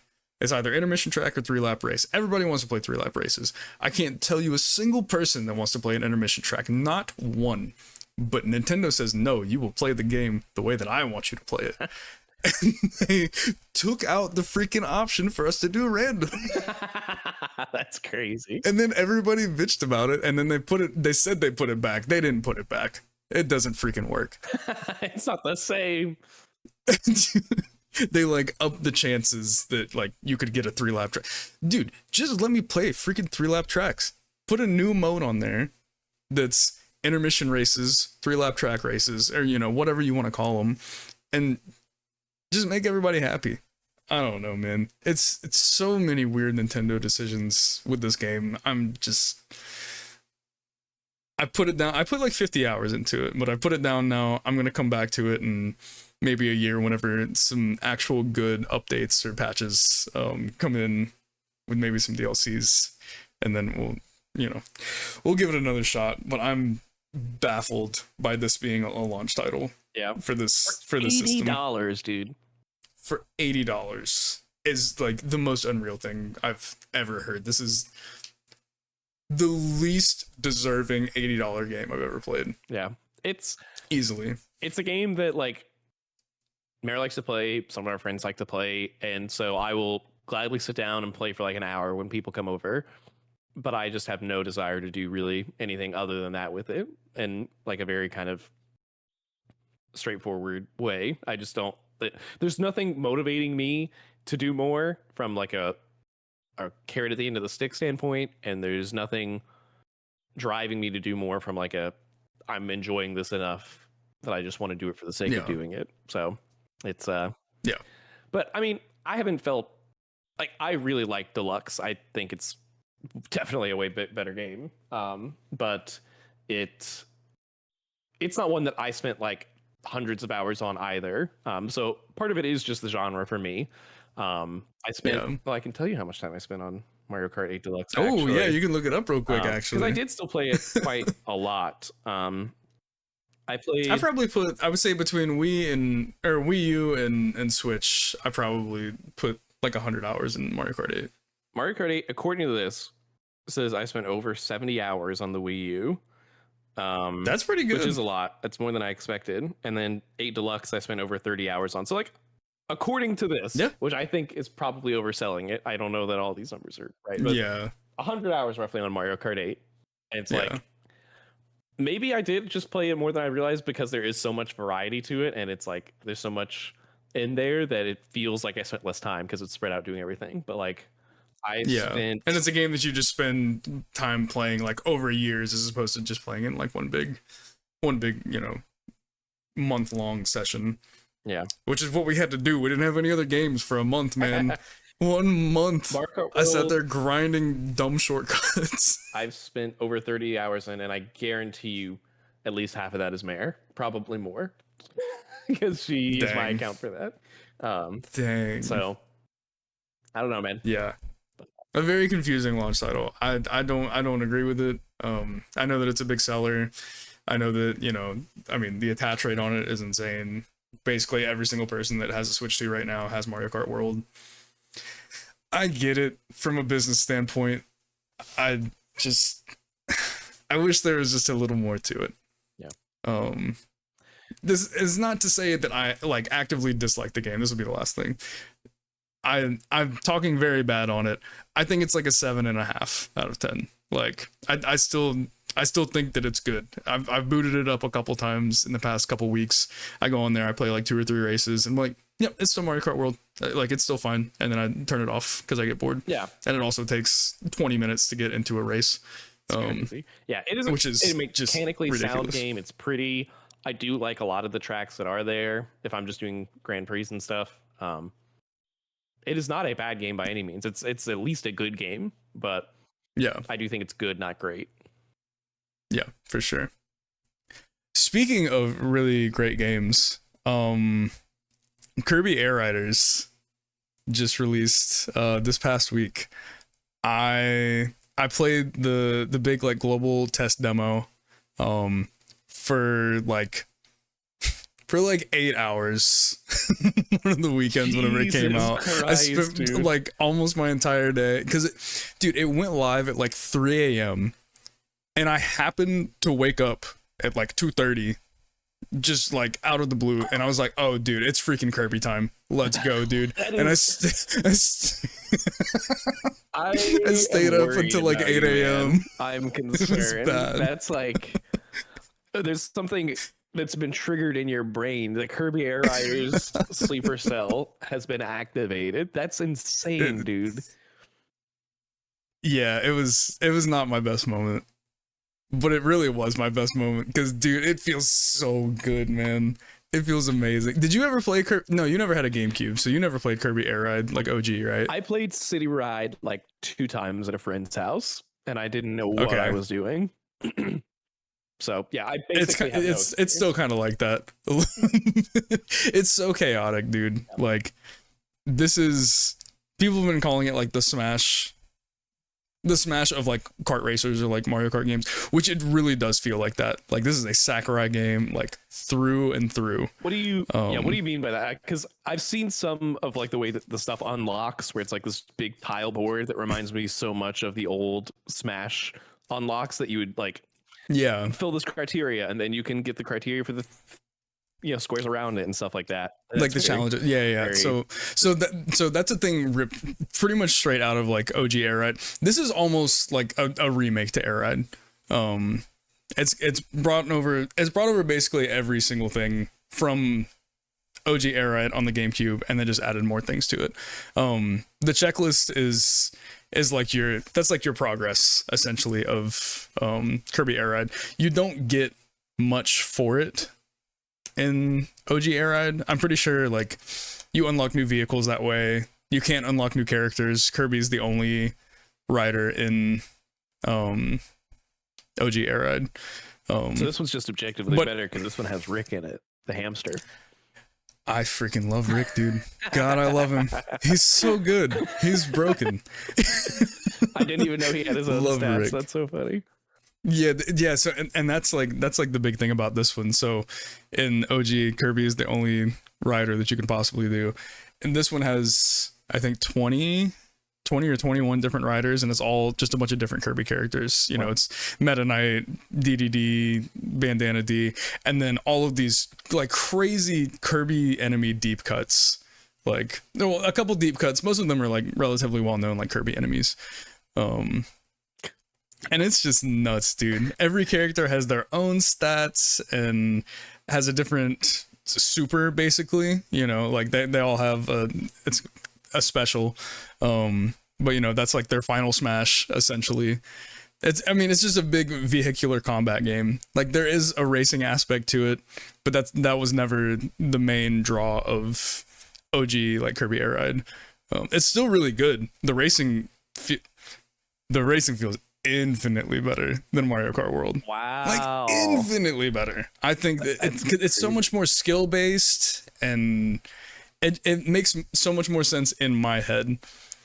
For people who are on the outside of Kirby Air Ride, it's a little odd. Yeah, because it's just like a one-button control scheme, right? Like, one button does everything, right?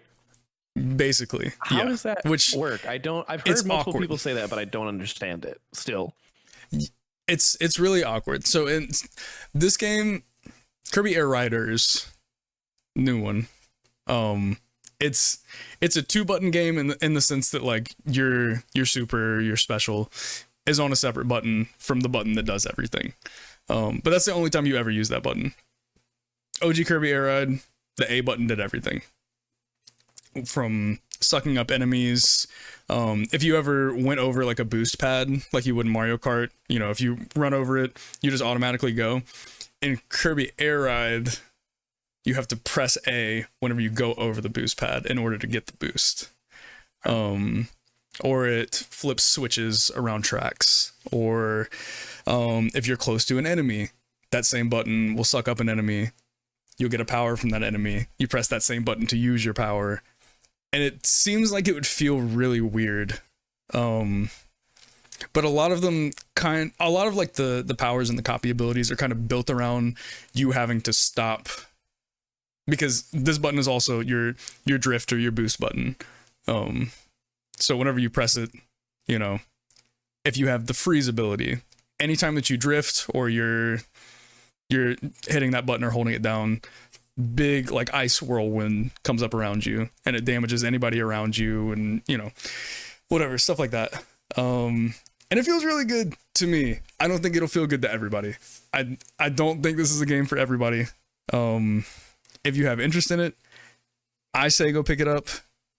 Is it a $70 game? That was my next question. That is a great question. For me, it's a $70 game because I really like Kirby Air Ride. For those skeptical of it, I don't think that $70 is a good price point for it. I think this is probably like a 50. I think 50 is a really good price point because there's not like a ton to really do. This game does have double the tracks that OG had. OG only had 8. This one has 16. Or no, sorry, 9. 9 tracks in OG. This one has all of those old tracks plus 9 more new ones, which is really cool. City Trial is, of course, the main draw. The map is way bigger. It's a lot more accommodating for 16 players, I think is like the baseline for City Trial. It used to be 4. They went from 4 to 16, so they really had to like up the size of it. Yeah. But yeah, it's really solid. It's really solid. I've sunk in, maybe including my time in the demo, and you know, since Thursday whenever it came out, I've probably sunk in 20 hours. Wow. And I'm really digging it. 8 I'm hours really just for the trial though, so yeah. There's also a single player mode, which is actually pretty fun. Yeah, it's called Road Trip. I heard that is like the cinematics are done by the Smash team, or like the same people who did the Smash, right? Cinematics are beautiful. Yeah, like it every cutscene, there aren't many cutscenes and they're all pretty short, but they look like Smash trailers, which is like, I'm so in. Like I've been trying to kind of rush through it because I just want to see all of the different cutscenes and stuff. But yeah, that mode is pretty cool. It's called Road Trip. You just it's kind of like the event mode in like the older Smash games.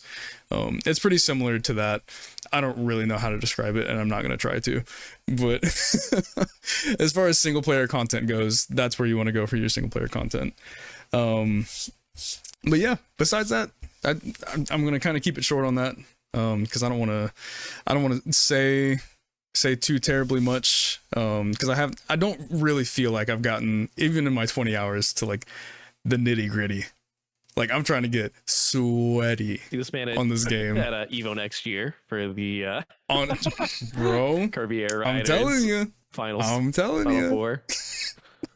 Dude, but yeah, I love Sakurai, and this feels like such a passion project for him. I'm so glad it exists. I'm too skeptical myself of it to be in at 70. Unfortunately, I want to give it a try, but I just think there's so many games to play right now. Like Silk Song was $20, man. Like Hades 2 is $30. You know, and not that I think either of those are perfect games, but it's like I don't know, and I'm not. I know some people are hesitant to spend money based off of like, well, obviously financial situations with the way the world is right now. That I totally get. But like, as far as for a long time, the argument for games is like, you know, I don't want to spend $70 on a game that's like 10 hours. And it's like, I've never been one to equate amount of time to value of a game because I think that you have to look at other factors. But I just knowing this one probably won't go on sale for a long time, and knowing that it is kind of quirky and feels like more multiplayer focused. I just wish there's a lower barrier to entry for me personally. But here's what I'm gonna suggest. I haven't told you this yet, Andrew. I got into the Marvel Tokon fighting beta coming up. So is that so? You and I just need to have that weekend. We need to hang out, and we're gonna spend a day playing. You're gonna bring Kirby Air Riders, and we're gonna play that, and you're gonna convince me, and then we're gonna I'm so down, dude. I'm not even joking. I'm so freaking down.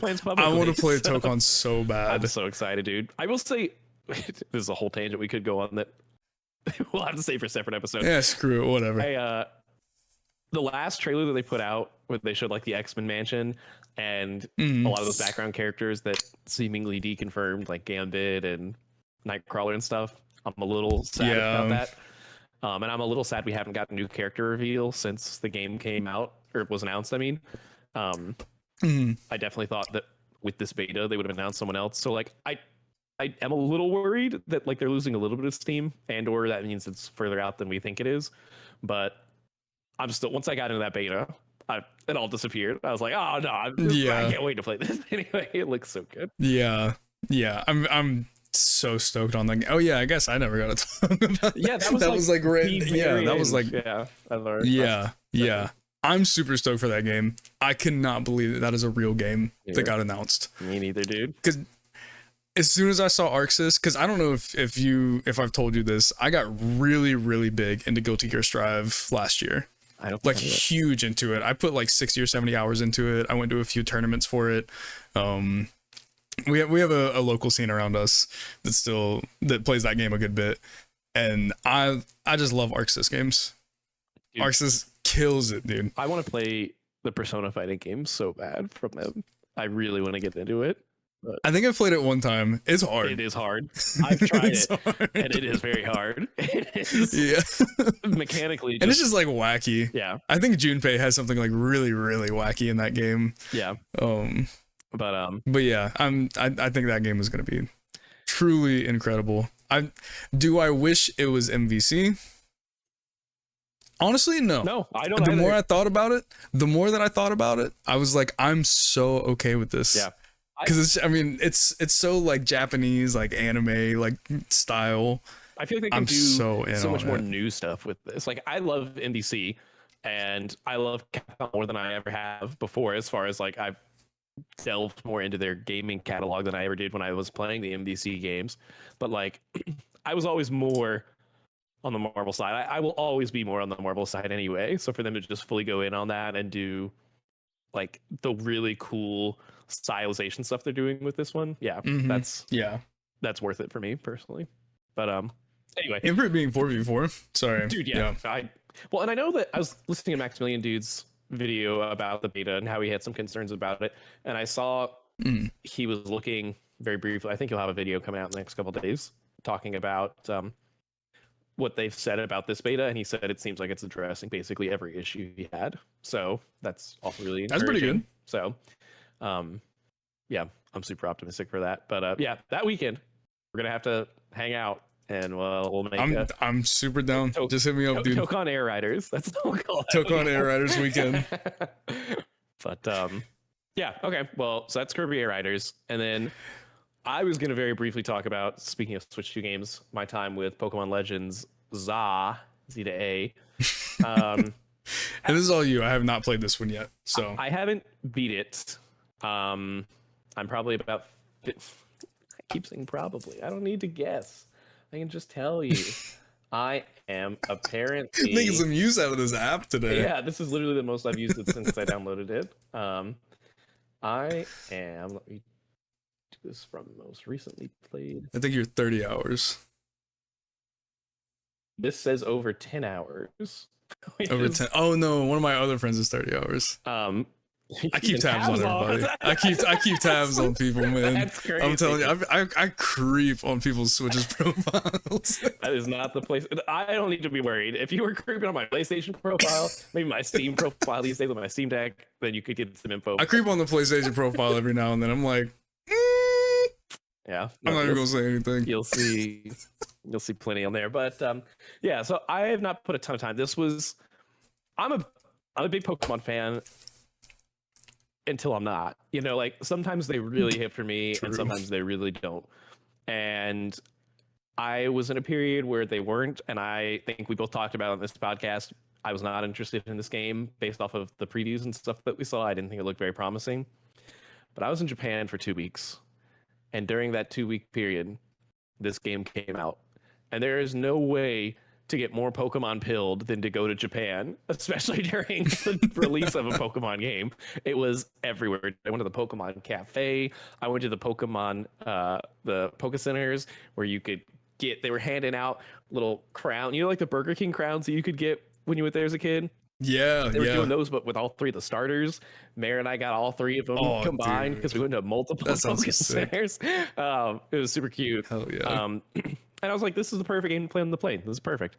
I wanted to get a physical copy from Japan while I was over there so I could have like the Japanese box art and everything, which is the same, but like obviously, although writing Japanese, but the game itself wasn't region locked, but I saw somewhere that it said that the digital content would be, and they said there would be DLC for this. So I was like, well, if I want to play that, I need to get the American version. So that was unfortunate, but this game is pretty good. This game is a pretty cool game. It's I mean, I feel like most people probably know the premise at this point. You know, it's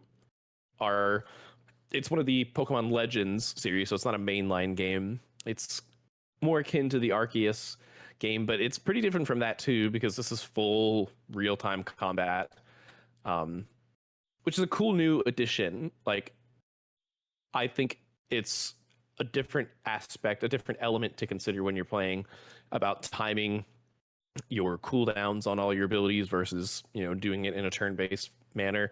I think it really encourages you to use those abilities that I don't like teaching my Pokemon, like lowering someone else's defense or raising your attack or something, because if it doesn't do damage, I don't want it. Exactly. If you're doing a whole turn on that, that's not very fun. But if you're using that as one of your cooldowns while you wait for your attack anyway, then that suddenly becomes a lot more appealing.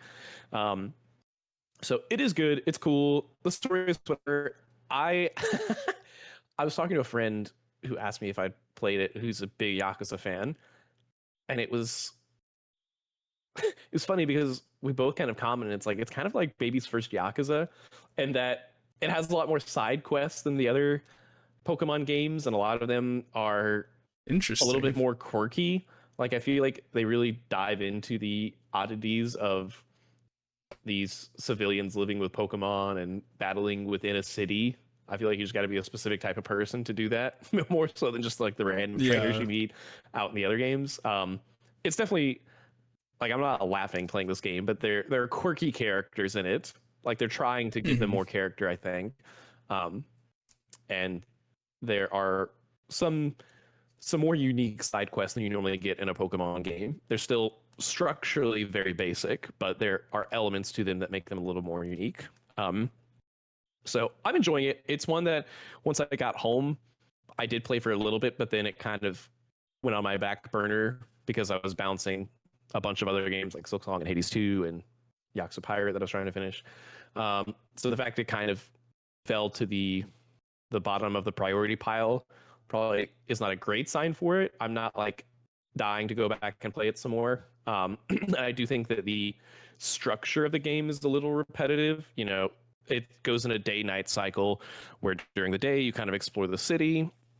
You can go to these different wild zones and get new Pokemon and all that. And then at night, you're going into these battle zones where you get credits that you then use to redeem for a major fight, which helps you move up in your rank. So it is a very cyclical game in that you are doing the same types of things pretty often. And the main story is whatever to me. So it's It's a not like Pokemon game. yeah. Yeah. There are, like I said, some characters that they're trying to make more quirky and interesting. So that's like a little something new. Not that Pokemon's not been quirky before, but more so they're diving more into it, I think, here.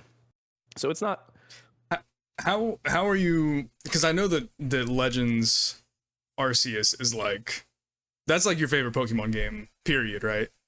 Yeah, it's really close. Or it's really like up there. Yeah, it would definitely be a top 3 for sure. It's like, yeah, I would probably say Gen 4, Heart Gold, and Arceus are like pretty easy top 3, I think, for me. Gotcha. I don't know the exact order. Pearl, like Gen 4 is my first, so like obviously that's tough to beat. Right. Heart Gold obviously is like, I think, still one of the pinnacles of the franchise, where you're getting the Kanto and the Johto region maps, and like you're getting like it feels much more involved in depth than the other ones. It's like the epitome of the classic stuff. And then I think that Arceus is like the best new Pokemon by a pretty wide margin for me. The best one I probably like. Black and White I still also have a special spot for, but yeah. But this one isn't grabbing you the same as Arceus was, you don't think? No, I would say this is more middle of the road. Like, I was really enjoying it while I was playing it, but I have not been like drawn back in. Like, I think about it every now and then, and I'm like, okay, I have 2 handheld games I'm playing right now. Maybe this isn't fair, but I'm playing Hades 2 on my Steam Deck, and I've got that on my Switch too. And it's like, I'm gonna pick Hades every time. So like, oh yeah, no, like every time I wouldn't even think about it. That's tough, but I enjoyed it enough that I do plan to actually go back to it, especially because the DLC comes out next month, and like, I have not gotten any of the Pokemon DLC since they've come out, so I'm not sure I'll play this one, but I would like to at least be ready in case I get sucked in. Like, we talked about this earlier. I'm not normally a handheld guy. I've been getting more into it lately just because I've been wanting to kind of multitask. That sounds so terrible, but I'm trying to watch certain things or spend time with Mare while we're kind of doing something together. But also feel like I'm making progress in my game or whatever, because there's just so much to play. Yeah. And it's only for like mindless stuff like Survivor. I love Survivor, but I don't need to be glued into that. Or like, for sure, there's some other show we were watching that I was like, oh, Gen V. I was like, the last season of Gen V was like, it was fine.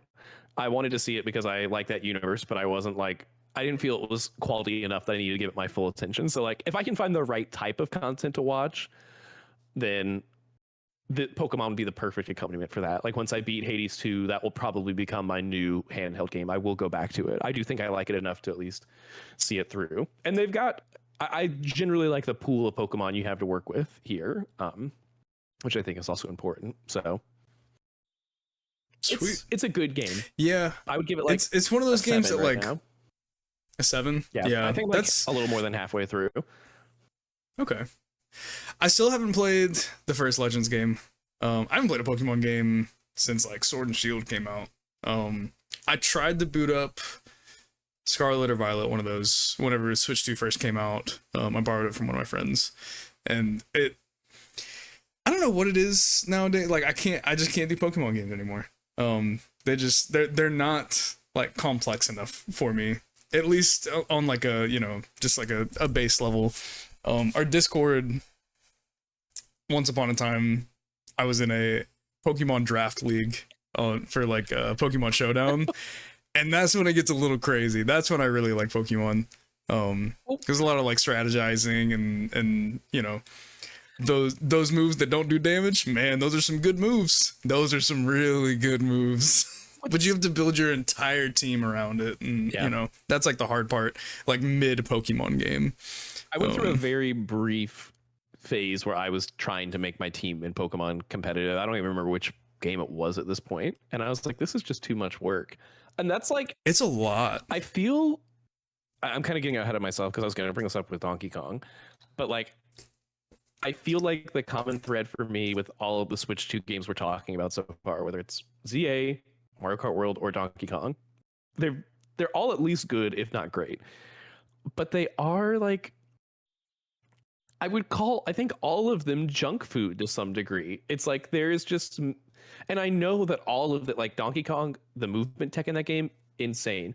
Like we said, that there is tech in Mario Kart that is insane.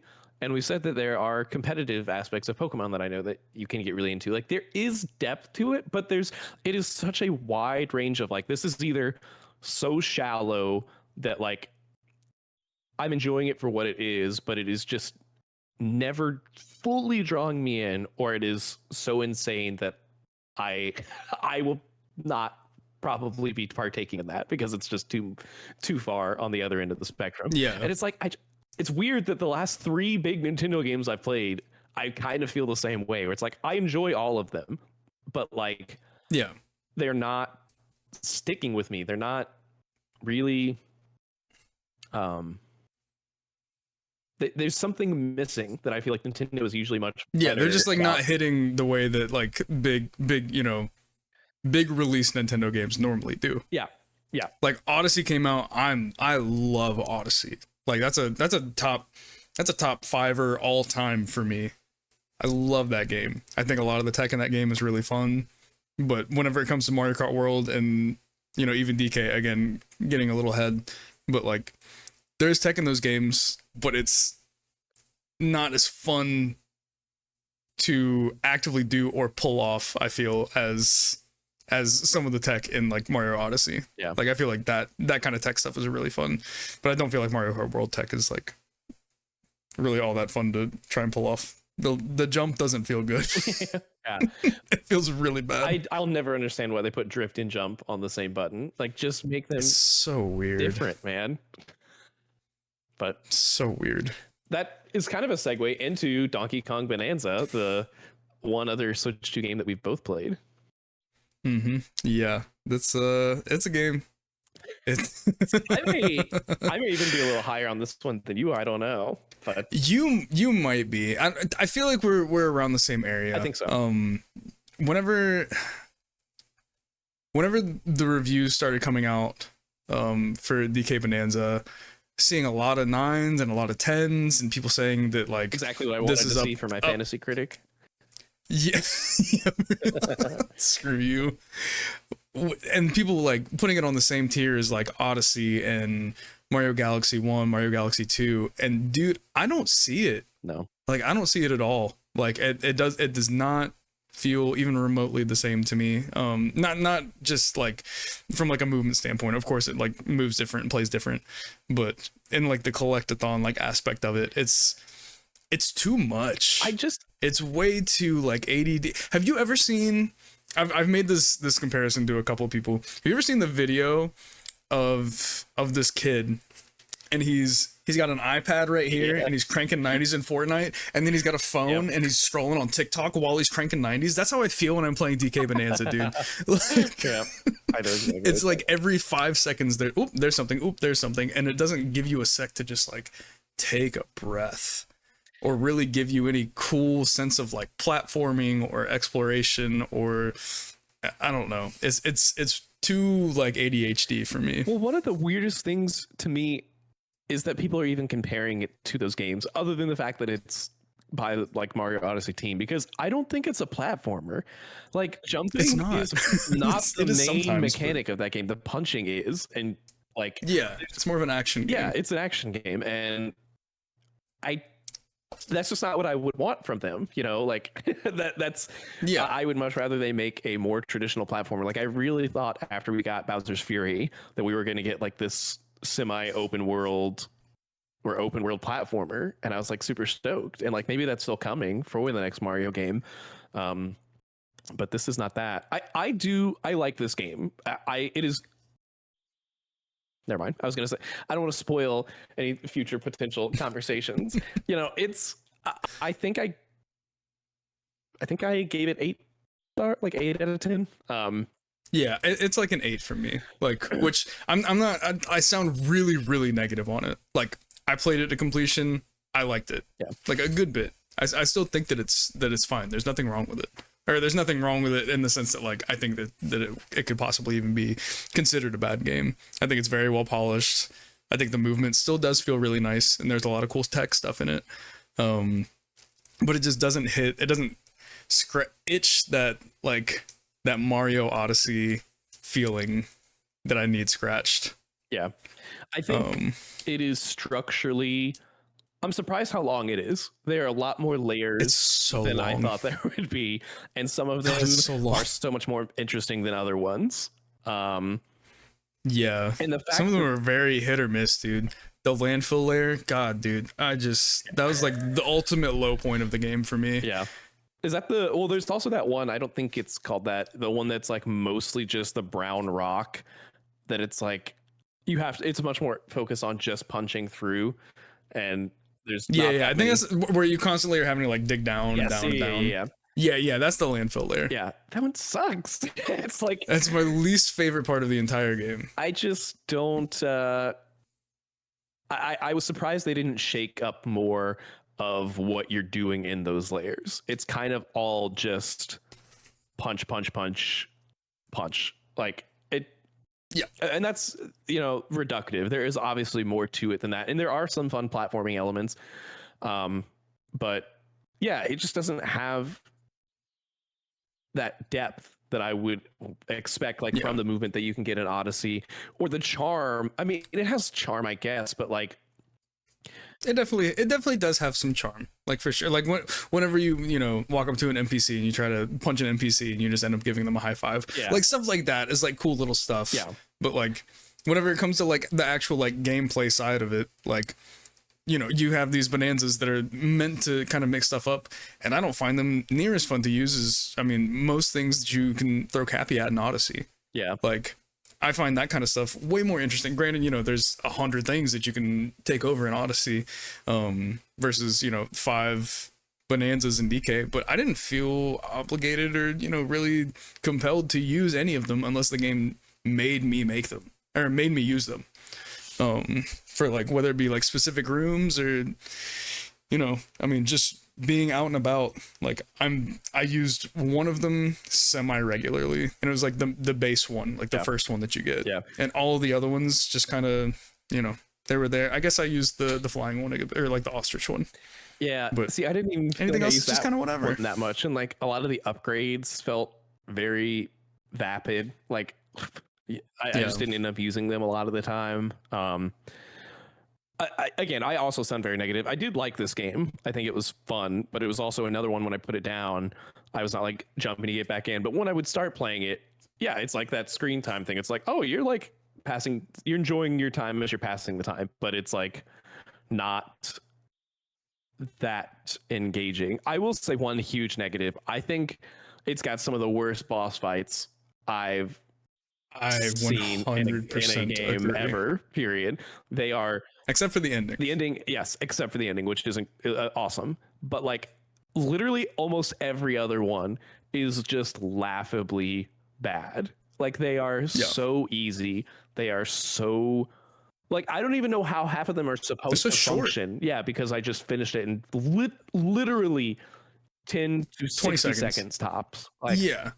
it's I don't know if they were just designed poorly and they like didn't anticipate people beating them that quickly, or if they just wanted it to be that easy because they think it's a kid's game. I don't know. Like I don't know what was happening there, but they are so mindless. I really was not impressed by that. I forget about the boss fights because I genuinely, I barely remember any of them even happening. Yeah. Like straight up. Yeah. Like, Yeah, they're so fast. I remember some of the ones that you get, right after you get a new bonanza. Most of the time, the next, big boss to get out of that layer will have some cool mechanic to do with that bonanza. But then even those, like, I don't even remember a lot of those. The boss fights are not too fun. I remember the like people in charge of the evil company or whatever that are like behind it, but I don't remember what the actual Void Co. Yeah, classic Void Co. Poppy Kong and oh yeah, no, their names I couldn't tell you that for sure. But yeah, I couldn't tell you. Like, I couldn't envision tell you it in my head. But it is good. There are some really cool layers. The ending is awesome. The ending's the best part of the whole game. That's some like extremely like peak Nintendo. Yeah, I wish I had like that's up there with some of my favorite ending. You got it spoiled? I did, yeah. So no, it was like I was missing the shock value. But frankly, I don't know if I would have seen it to the end if I didn't have that to like push through. For what that's worth. I mean, again, this was something I finished on the plane, so it was a good plane game because again, it's a great way to just pass time. But like, Yeah. I don't know if I would have without that, just because it was like, yeah, this is fun, but like, there are other things that are calling me more. I'm like trying to figure out as we're talking about it, like maybe it's just because all these games are too easy. Like maybe there's just not enough resistance there. Like I need something with a little bit more friction that like could to be make it more engaging. Yeah. I don't know. I feel like because like even with like Odyssey, because these are the games that are going to get compared. Like DK Bonanza and Odyssey, they're going to get paired all the time. Even though I don't think that they're like similar games, but they're made by, you know, roughly the same people, or at least part of that same team that made Odyssey. But with Odyssey, at least you have like, I don't want to say like difficult platforming sections. And you know, whenever you throw the hat on like a scarecrow, and then you get those little like cool little platforming parts, or you have to jump up this one thing to, you know, get. Oh, dude, there's one specific section that I'm trying to think. Anyways, sorry. But like, you know, there's actually, I think that there is a little bit of resistance, at least in Odyssey, Yeah. whenever it comes to a lot of that stuff, especially by the time you get to the end of the game. Or like the variant, like, you know, post-game stuff. Like, I don't feel like there is some post-game stuff in Bonanza that I don't think is as hard as like the post-game stuff in Odyssey, which isn't like a bad thing. I mean, you know, I don't need something to be like overly challenging to truly enjoy it. But I think you're right. I think there needs to be some kind of resistance there. DK just feels so strong in the world, like compared to literally anything else, that it almost doesn't matter like what you do with them. Yeah.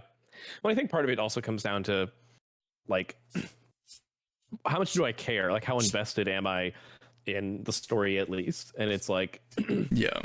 Because I could make that same comment for the Pirate Yakuza game. Like there was so little resistance because I got so overpowered, but like I was at least invested enough in the characters there, even if I didn't love everything. I was like, I want to see this through because I'm invested in this story, even if I don't think it's that great. And it's like, I just think because the narratives of some of these games are so childish or so feel like, in Pokemon's case, like stuff we've done before, or in Mario Kart's case, non-existent. It's like, you know, yeah. I maybe that's part of the problem too, because like the story of DK Bonanza, I couldn't care less about. You know, like Pauline is cute and has some fun moments, especially like when you're going in. Every time you rest in the houses that you build, she'll, you know, ask if you want to talk. Like or whatever. that's the kind of charm stuff that I love. That every time that you would take a nap, I would love to hear this dialogue. Yeah, every time. I didn't skip it once. Some of it was like, yeah, like I would say it was charming, but it wasn't enough. It's not meaningful. Yeah, exactly. Yes, it is not meaningful. It's not enough. But it, like, if you did that in conjunction with, like, you know what? It's like, people are gonna call me a PlayStation glazer. I don't care. It's like when you have the conversations in The Last of Us between like Joel and Ellie as they're walking from place to place that feel like real human interactions that build them up. Like those are good, but it's heightened by the actual moment to moment story. Right. And I feel like if you have one or the other, then that's fine. But like you either need, I think to be really great, you need to have an actual overarching story you carry about. And then during that journey, you get some more of the characterization as you go.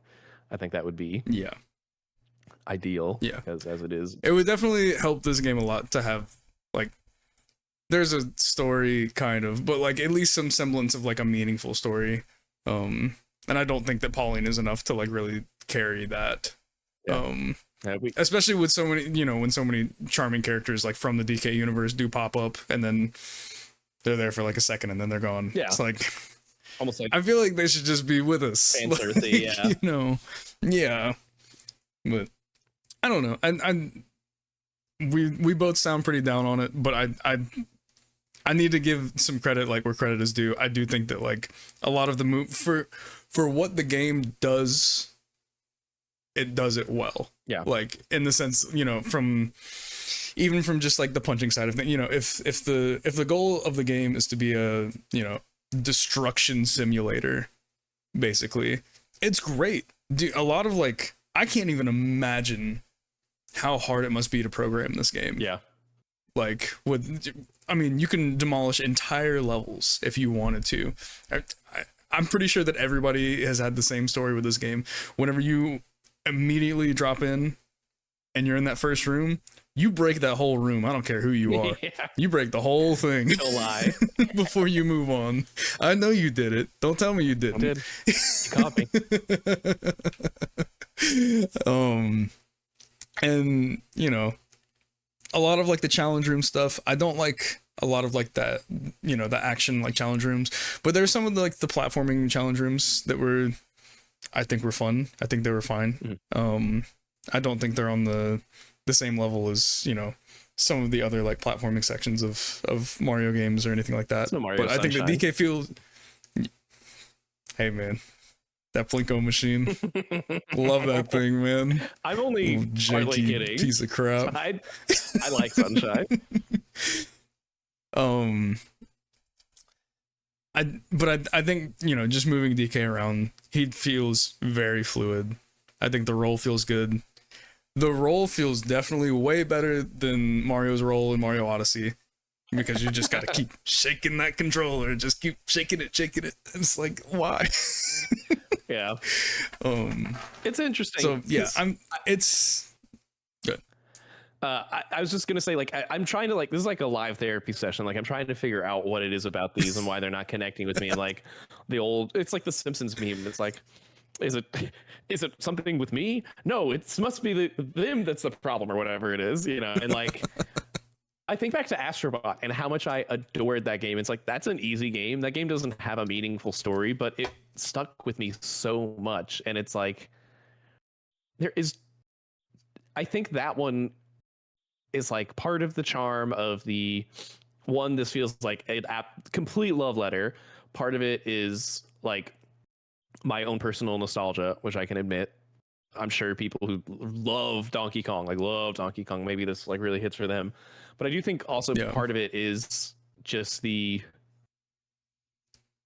variety and gameplay that they have in that game. How almost every level has some sort of new ability that you're getting here, and it's like you're constantly, like, the rewards for getting the goal in that game is to get the new gacha, which unlocks the new pose for this new figure. It's like, maybe there's just a better loop there for me than this, where it's kind of just feels like you're doing the same thing over and over. Yeah. I'm just kind of trying to work through what it is. What's missing here? What's wrong? I don't know. One more thing that I do want to kind of complain about is this is definitely still like kind of on the easy talk. I don't like the sonar. What? Dude, I feel like that is one thing that if that wasn't there, I would have never found like 50% of the items. I feel like it takes out, because I come across so much stuff in that game just like on accident, and I don't like that. There were some bananas that I found that, like, there was definitely a specific way that I was meant to find this banana. There's a specific way that I was supposed to get in, or a specific route that I was supposed to take, and I just happened to find it, and I can just break my way down to it, and then I've got it, and then I've missed that whole section that I was supposed to just play in order to get this thing. Like, it doesn't feel rewarding to just like happen upon them that way. But isn't this the argument why everyone claims they love Breath of the Wild so much? Because it's like, don't you fucking start this with me. You can just don't you do it. You know, you can play it however you want. It doesn't matter. It's complete player freedom. Isn't that what you want? Okay. All right. Hold on. I gotta lock back in. I don't think you took me out of it right there. You took me out of it real quick. Everybody had to talk him down. But yeah, it's fun. It's for a month one Switch 2 game, I'm fine with it. I will not go back and 100% it. I don't feel the need to. Yeah. I felt the need to in Odyssey. I don't feel the need to in this game. I got a lot of bananas. I mean, if there's, you know, whatever, like there's like 800 or 900 or something, like I probably got like 500 or 600 of them. Yeah. Like I got a lot. Like I fully explored levels before I went on. Not like deeply enough to get everything, but enough to where I, you know, if I collected enough stuff and I felt like I was done, or I was getting my fill of this specific layer, that I would move on. See, and I did at the beginning, but he just dragged on for so long and was so much of the same every layer that I had stopped by the end. I was like, I've done this like 5 times already, and there's still 10 more to go. Yeah. I'm good actually. But yeah, no, I do feel like I sound really negative. The best thing I can say about it is that I really enjoyed it while I was playing it for the most part, except for the bosses, and except for everything else, it sucked. And I just wish it was. It was. It's funny. I would say diminishing returns. I do think worlds actually get better as you go, but I just wish they'd kind of cut like maybe 5 of them, and just maybe done a little more with the best ones towards the end. Because I do think it's the best ones definitely are like once you hit like the one in I don't want to give away spoilers, but the music layer. Yeah.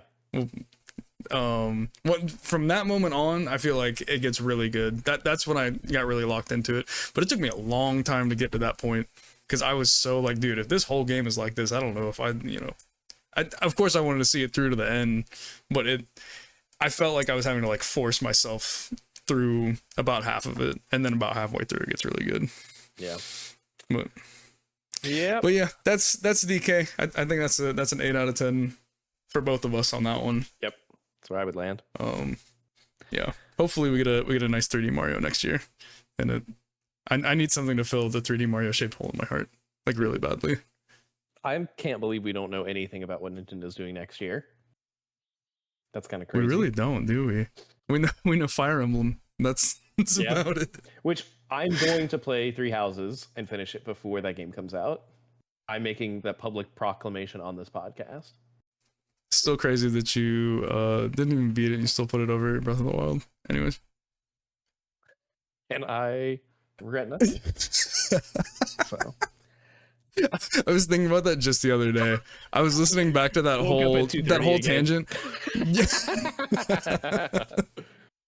I was taking Kyrie out the other day, which by the way, I don't know if y'all have seen her this episode, but she's the new addition to the family. I was taking her out the other day, and I just scrolled back through and I happened upon it in like, my subscribe channels on YouTube. And I was like, let me see like how true. It's like, let me see how wrong Chris really was about a lot of this. And I went back in and was like, dude, I can't. You said that Bowser's Fury is better than Breath of the Wild. I stand by. I just can't even fathom it. I'm gonna beat this dead horse until we're both dead, dude. Like, I cannot believe you had the audacity to say that to Mr. Nintendo. Not better than Tears of the Kingdom, but better than Breath of the Wild. We need to move on before I lose it. Before we get to the tier list of the week, which we haven't even said what it is yet, but we'll say it in a minute.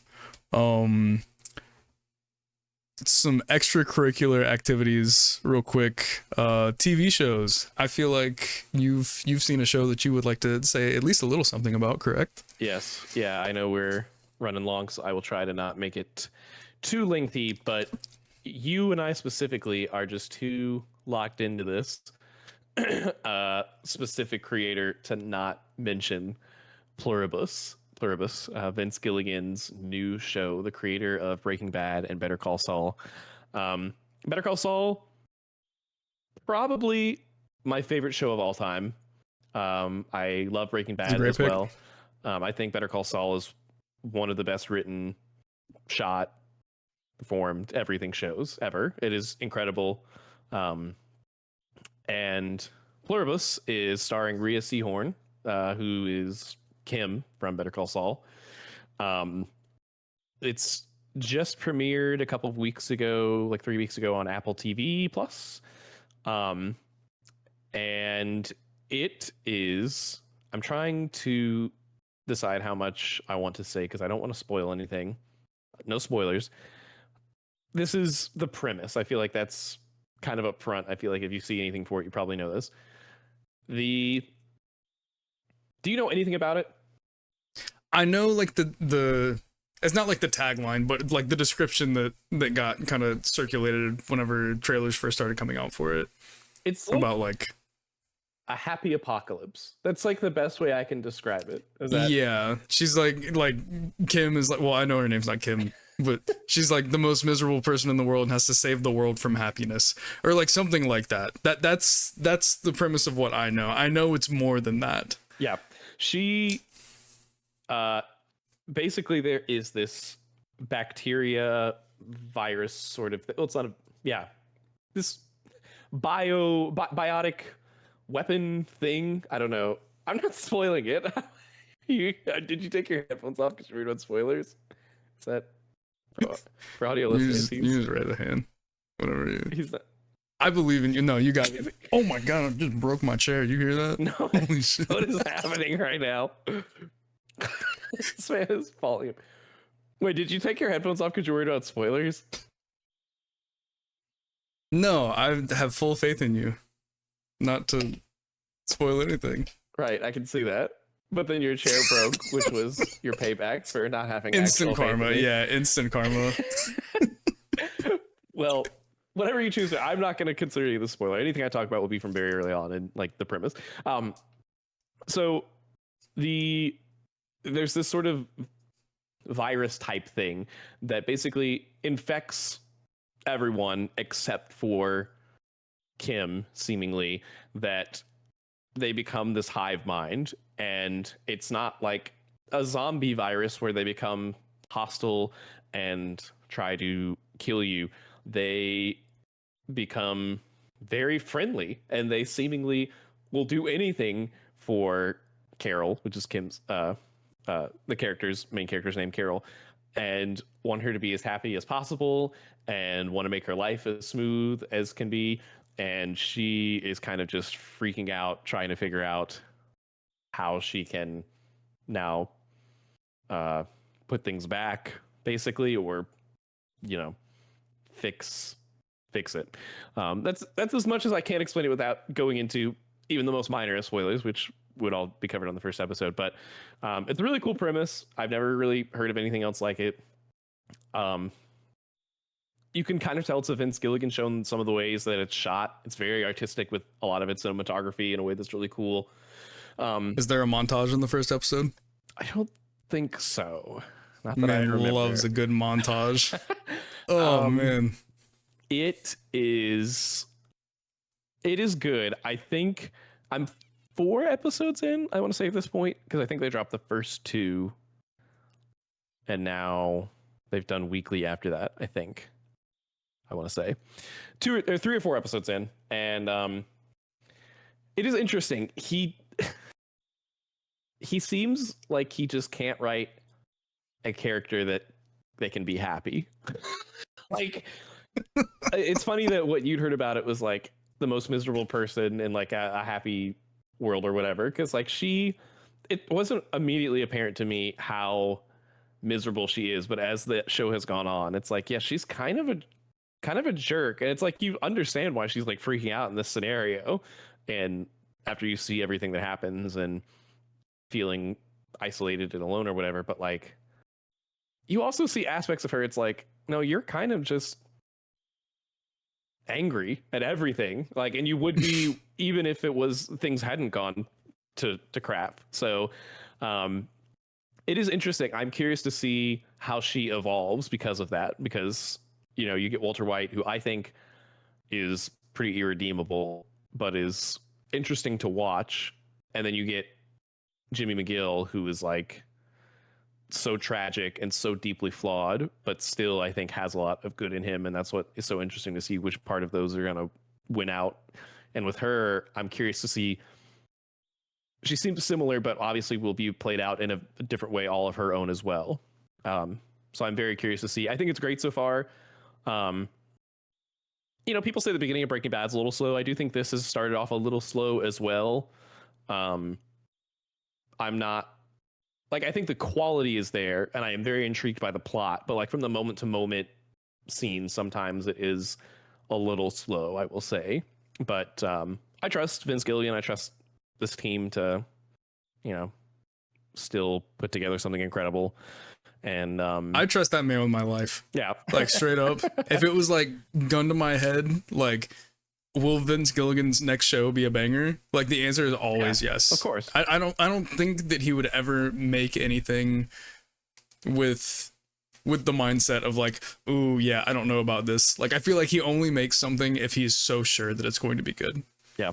No, I agree. And that even goes with like with Better Call Saul. Like I don't think he would have made Better Call Saul if AMC was just like, here's a massive check, please make us 6 more seasons of, you know, just something Breaking Bad.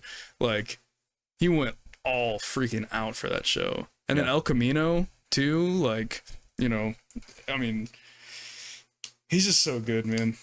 God, he's so good. Yeah, no, I agree. So I don't have too much to say because it's obviously still ongoing and I don't want to spoil anything, but I highly recommend it.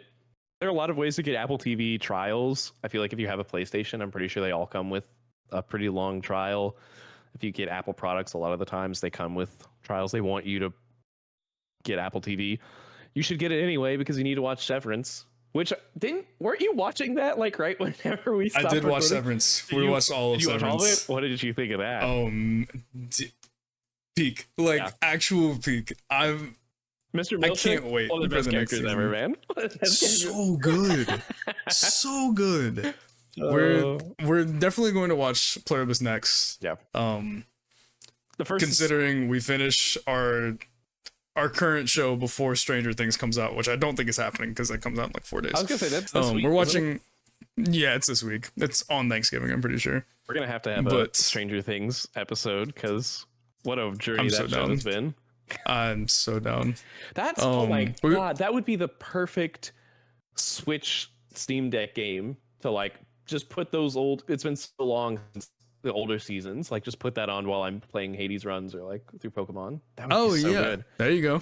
There you go. That's it right there. We've been watching The Bear though. Really? I don't know if you watched The Bear. Yep, I've seen that all The show Bear. is amazing. It's amazing. We're like almost to the end of season 3. I am not as hot on The Bear as everyone is, like in the sense that like I think it was kind of a phenomena when it first happened. Yeah. But I still do really like it. I think it's so unique. It just has a whole different like style that I haven't seen any other show really do, where like I don't want to call it like the action of the show is just people just constantly yelling over each other. It's like stressful. The style is just anger and stress. Yeah. Yeah. Like that's like all that it is. Like it stresses me out. Like there's an entire episode where people just yell over each other for 30 minutes straight. And it like by the end of it, I'm like, I gotta take a breath, man. Like, you know? I love Cousin, dude. But it's worth it just for Cousin. Oh yeah, dude. Yeah. All those characters are really, really good, and I think it got leaked that somebody from that show is, I guess, kind of 2 people from that show are gonna be in Spider-Man, new Spider-Man. So that's exciting. I don't think I heard that, but oh, good. Then I won't say anything. I don't know who this, because you obviously know the first one. You talking about? We're not talking about The Bear anymore, are we? Well, characters from The Bear that are going to be in Spider-Man. Oh, like actors. Okay, I thought you were talking about, because I think Sadie Sink is confirmed. I was like, are we back to talking about Stranger Things? Oh no. Yeah, no. No, I haven't heard about any actors from The Bear. I mean, obviously one is, you know. Yeah. There's one that's obvious, but there was another one that I think got leaked a couple of weeks ago, which is pretty exciting. We shall see. And last thing that I want to talk about real quick. I will keep it short, folks. Okay. For those that don't know, Andrew is a massive Tron fan. Okay. Tron Legacy. I'm not exaggerating, Chris. I'm pretty sure it's in my top 3 most watched movies of all time. Where were you in the group chat when we were having these discussions about Tron? Man, Were you having discussions about Tron? Yeah. I'm gonna have to scroll back up, dude. I gotta get in there. Because we were all just like, oh, we'll see how reviews are. And then it was like, oh, they're not that great. We kind of were worried. They weren't good for Legacy either. Legacy has a 45 on Rotten Tomatoes. Anyways. Does it really? Yes. It has worse reviews than this. I'm kind of scared to go back and rewatch that movie because I did really love that movie when I was younger, but I haven't watched it in so long. Me and Kayla rewatched it right before, like the day or 2 before we went and saw Tron Ares. and it started up, I started quoting stuff like immediately. I hadn't seen the movie in like 5 years, and I quoted almost like the entire intro in my head. I couldn't quote a single thing from there, but I wonder if you remember there's that scene that's been going around that like went viral recently. Yeah. Yes, that one. What does he say before that? He's like, "Is this you?" or something like that. And you just are you meant to make the perfect system? Yeah. Wow. Yeah. No, you're the expert here. I will silence any potential criticisms I have. You are clearly the most informed person on this topic. Please go ahead.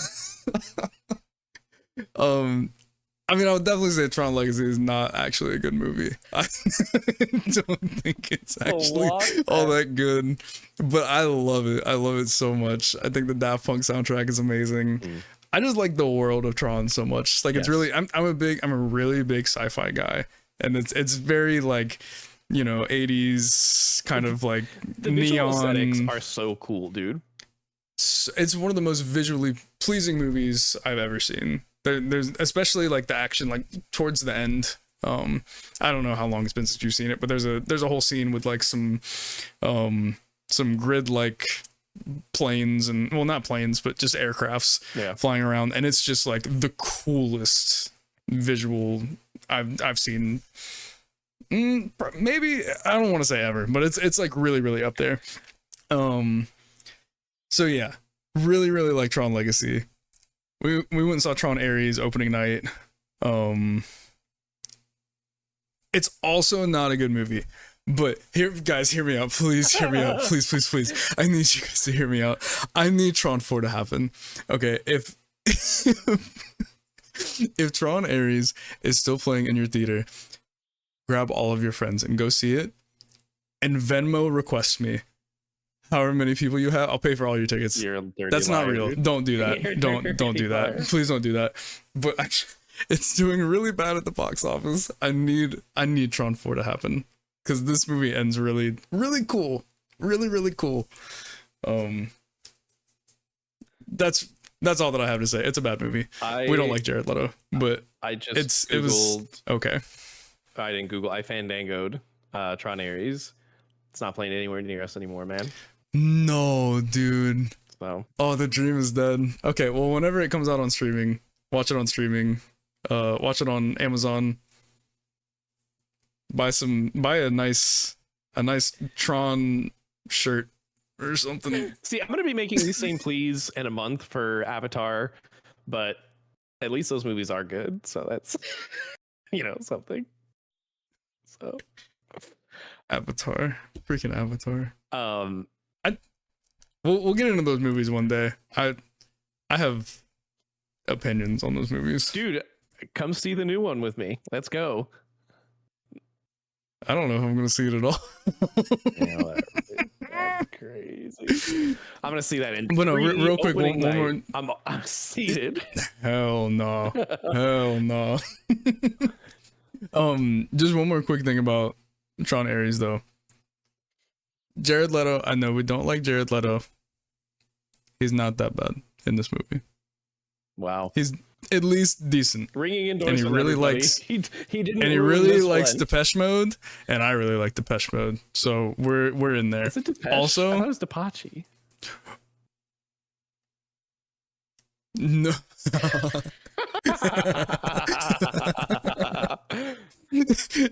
Depeche Mode. Yeah, it's Depeche Mode. But the Nine Inch Nails soundtrack. Definitely got an E, not an A. I spelled it. When I Googled it, I spelled it with an A. Depeche Mode. Depache. The Nine Inch Nails soundtrack also slaps. It's not as good as the Daft Punk soundtrack, unfortunately. But me and one of my friends, we went and saw Nine Inch Nails a few months ago, and they played like the single from Tron Ares. All the lights in the room went red, like Ares red. Oh, that's cool. Oh, dude, it was so sick, man. It was so freaking sick. But yeah, when Tron Ares comes out, stream it. Just give it a watch. It might suck, but anything, I have to spread the good word so that I can see Tron 4. Anyways. Wow. Well, Said my piece. I will definitely watch it. I honestly, if it hadn't come out when I was in Japan, I would have probably gone and seen it because I was at least interested. But I just there's too many movies out right now. Yeah, there's just too many. There's too many. I saw Begonia. I watched Frankenstein at home. I saw One Battle After Another. So it's like I've been going to see movies that were like I saw Wicked for Good. It's just like Tron didn't quite make the cut, I'm afraid. Yeah, it just didn't make the cut. Yeah, we got some big movies this year. I went and saw a lot of movies this year too. I don't really care to say anything about some, but like I went and saw like 28 Years Later. Pretty good. Not bad. I'm a big 28 Days Later guy. Yeah, I watched 28 Days Later because I wanted to see 28 Years Later, and then it left theaters before I could. Excuse me, but I think it's on Netflix now, so I'm definitely gonna watch that. Yeah, it should be. Yeah. Oh yeah, I loved it. It was very good. It was very, very good. 28 Days Later. It's not like a traditional zombie movie. What a weird movie, dude. Watching that at home, it's a really weird movie. It is so British and so old, and like I feel like I heard somewhere recently that they found a way to upres it, but like there was no good way to watch it before. It was like only in like 420p. You know, it was like it's not great looking. Yeah, that's for sure. But it was interesting. It looks its age. And then I went and saw I did go and see Superman and Fantastic Four. They were pretty good. That's crazy. Okay, hold on. Fantastic Four was pretty good. Superman, I really like Superman. I like Superman probably more than I like Fantastic Four. I won't say that it's the best superhero movie that I've seen this year, because I think Thunderbolts might be the best that I've seen this year. But Superman is really close. But that's superhero movie talk.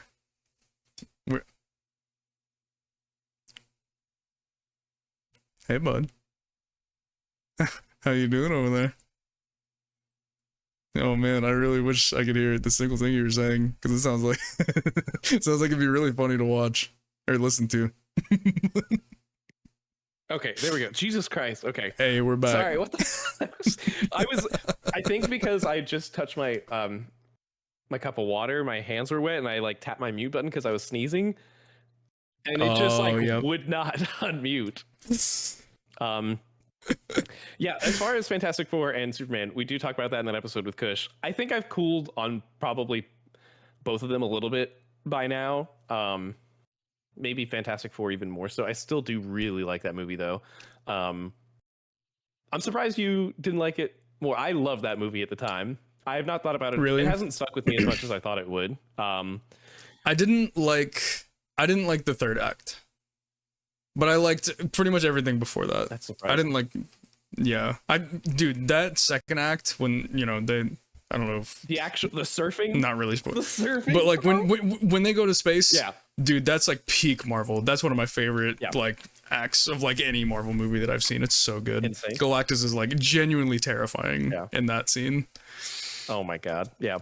I should rewatch it and see, because it's probably just not as much in the forefront of my mind, which is why I'm not as high on it now. But I really love that movie. That movie is never mind. I keep being about to say where they are on my rankings, but I assume we're gonna have an episode at the end. Can't do it. We're gonna have an episode one day. No spoilers, Chris. Yeah, that's what we're back for the end of the year content. I gotta make sure that I save some of that end of the year content. And with that, I think it's time we jump into the titular tier list. Are you ready to reveal this week's tier list, Andrew? I'm so ready. I'm very excited for this one. This one's a really big deal for me. It might be a really big deal for you. Oh, absolutely. Yeah, we went back and forth on a couple of different ones for a while. Like we said, the condiment one. Maybe one day we'll see the light of day. The ketchup one. One day, yeah. But we were looking at Silksong bosses because we thought that would be fun since we both just beat Silksong. But honestly, I have the same problem with Souls games. I beat those games and then like I see 25, 30 different bosses on that list, and I'm like, I don't remember half of you. I apparently it's like the Thanos meme where it's Crazy. like Scarlet Witch. She comes up and she's like, "You I took don't even know everything who you from me." are. And I'm like, "I don't even know who you are, dude." Exactly. So that probably wasn't going to be great content. Also, you know, perfect for us because we just played it and have a lot to say about that game. But not everyone's played Silksong. A lot of people played Silksong though, based off those sales. But instead, while we were away, a little game was re-released. Two little games re-released, and they're called Super Mario Galaxy and Super Mario Galaxy 2. And we also were talking about DK Bonanza on this podcast, which is made by the Mario Odyssey team.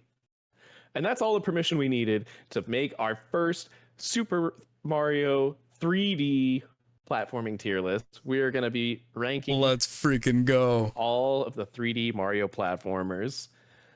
This is going to be a bloodbath. This is a big deal. This is going to be really tough. I think we might agree on more than. Yeah, no, I think I actually think we'll agree on a lot of stuff. Yeah. I mean, every game.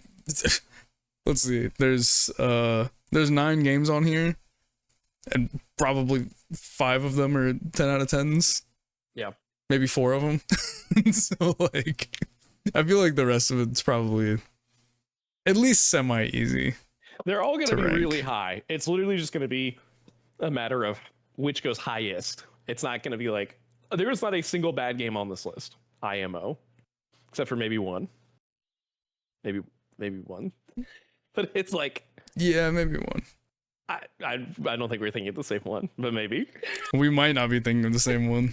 I don't think we are. Probably not. But that's what we're here for. So let's just dive right into it. You just want to do this in chronological order? I think that's how they. Yeah, let's do chronological order. I think that's a good way to do it. This actually might be where the bloodbath begins, right? With Super Mario 64. Where would you put? I'll let you start. I don't think you want to know where I start, so I want to let you start on this one. Taking a big old swig of his drink. He's about to go off. So we got rid of D tier because we're like, there's no point for this list. No point. We have C, B, A, and S. I would put, in the context of these games, if we're gonna fill out the tiers here, I would put Mario 64 in C tier. Whoa. Okay. Whoa. I thought that this was my hot take. I did not think that we shared a hot take. Of course we do. It's us, man. Of course. I don't think. Okay. I think the C tier is a little egregious. Okay. All right. Here's what I'm saying. What I think B tier is a little more. Should we just get rid of C tier realistically? No, brother. No. There's a game that belongs in the C tier. All right. Well, then we are gonna argue because I would put this at the bottom. We might argue. I don't think that this is the worst game on the list. I think respect. I don't think that it's the best game so much. I respect this game so much. I think the worlds themselves are so interesting. I think Peach's Castle is like one of the coolest little hub worlds. So iconic of just any game ever. So cool. Again, I'm fully aware that this is a hot take. I'm gonna tip my hand. The one that I played first was Super Mario. Of the two here between the original Mario 64 and Mario 64 DS, I played the DS one first. I love that version more. I realize there's no one else in the world. That's probably the one that you think is C tier. All right, that's fine. I've accepted that. No one else in the world feels the same way I do about this. That's okay. I think that it is just objectively better to have the option to play as Mario, Luigi, Wario, or Yoshi. I think that's really cool. I think that having it handheld was really fun. I think that I hate the Nintendo 64 controller. So anytime I imagine trying to like control the camera in that is just not enjoyable. I feel like it works a little bit better on the DS. I love the mini games in the DS version. You're telling me the Yoshi, he loves me not mini game isn't at least worth B tier on its own? You're telling me Fine Luigi isn't worth B tier on its own? So good. I say nay. I say nay. Um, I think Super Mario 64 is important enough, and the core of it is obviously the worlds and all that are the same as 64 DS, which I do really like, which may not make sense to some people. So in my mind, I would just get rid of C tier, and I would put Mario 64 in B tier. If we're gonna try and fill up all of the tiers, then I would put it in C, and I would put Mario 64 above that. But that is my hot take. Okay. Please speak your piece. We're we're in a similar boat. I'm kind of the same with Mario 64. I highly respect that game for what it did for games, 3D platformers. I mean, it's possibly like the most, aside from OG Mario, like Super Mario Brothers on the NES, I think it might be the most influential game of all time. In terms of just making games in a 3D space. That being said, I don't think that it's aged super well compared to a lot of the games that are on here right now. And please put your pitchforks away, folks. All right? We don't hate the game. The game is great. It's a great speedrunning game. I love watching Mario 64 speedruns. Yeah. I just don't like playing the game. I'll watch people play this game all day. I just don't think that it feels great. No, I feel exactly the same. Like the worlds, like if this game was remade, I would buy it so fast, dude. I would buy it so in an fast. instant. Like I wouldn't even think about it. Because like it is one of those things where I love the world where you can drop a penguin off the side of it. I love the bomb on battlefield. I love even the ones that other people don't like, the underwater ones. Wet Dry World. Yeah. Like, dude, TikTok Clock World or whatever, that was so amazing. Cool. It's like there are so many great worlds. Like one of the best, I'll say one of my favorite Boo Castle kind of things where you fight King Boo in there. And you like have to find the secret there. Like all the secrets in the castle. It is great. There's so much great about it. It does feel bad to play now, I think. And that's a pretty huge knock against the platformer. So yeah. Yep. I 100% agree with you.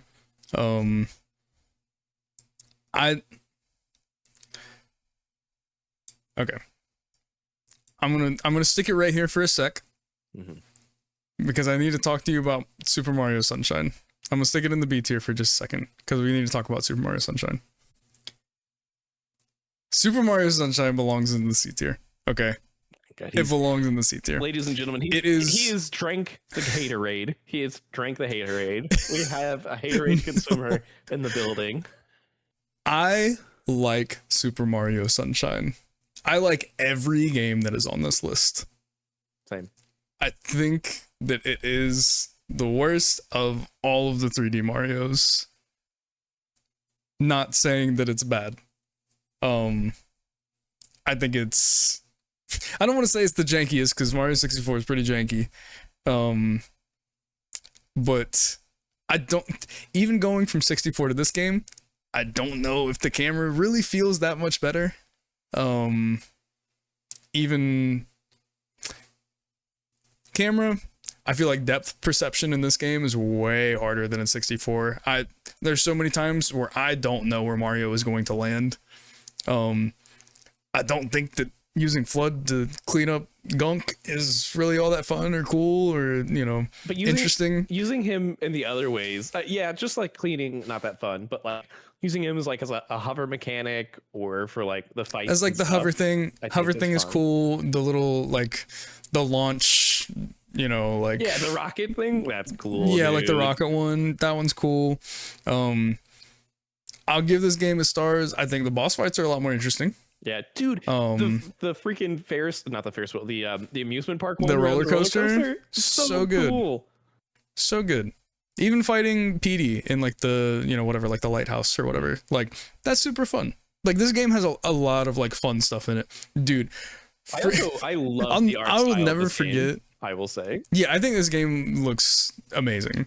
I'll never forget getting picked up by one of the islanders. I forget their names. They're like Piantas or whatever. Yeah, it starts with a P. And them just absolutely yeeting me across the freaking That's so good. hub world.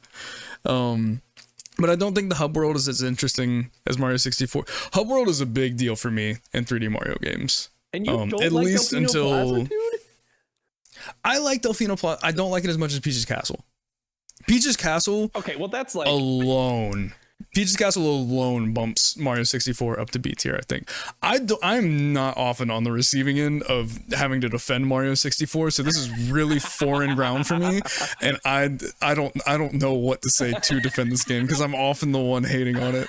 So I'm glad I can. Everyone else is singing this game's praises. But not at the cost. I mean, if you think that it is on the same level as Mario 64, I can respect that opinion. I really love the art style. I'm a sucker for these really bright, colorful environments, and like Delfino Plaza is the most bright, colorful, like constant of any game. Like both the hub world, like getting to go underneath and do all of the cool little grate, you butt stomp through the grates and then get to see underground, and then trying to climb to the top of the Star Tower, and the fact that they do so much with the beach aesthetic, that you have like the hub world is that, but then all the different sub-zone, like the main zones or whatever, still feel like they're a part of that theme while also still feeling distinct to me. Like you have the hotel one, and then you have like the one that's kind of like the pier with all the cranes and stuff, and then you have like I will say there are some, like, the platforming challenges in this game are really hard, but I really remember liking them even as hard as they were. I like that this game has that kind of stuff in it, because I feel like that's something that Mario 64 lacks a little bit, is like actual like platforming stuff. Like it does have like Tick Tock Clock, that's a big platforming section. Rainbow Cruise, that's a big platforming section in Mario 64, but there isn't like a lot of like, whenever you go back and get stars in those levels, like there's not a lot of like variation in that, like you're just replaying it over again.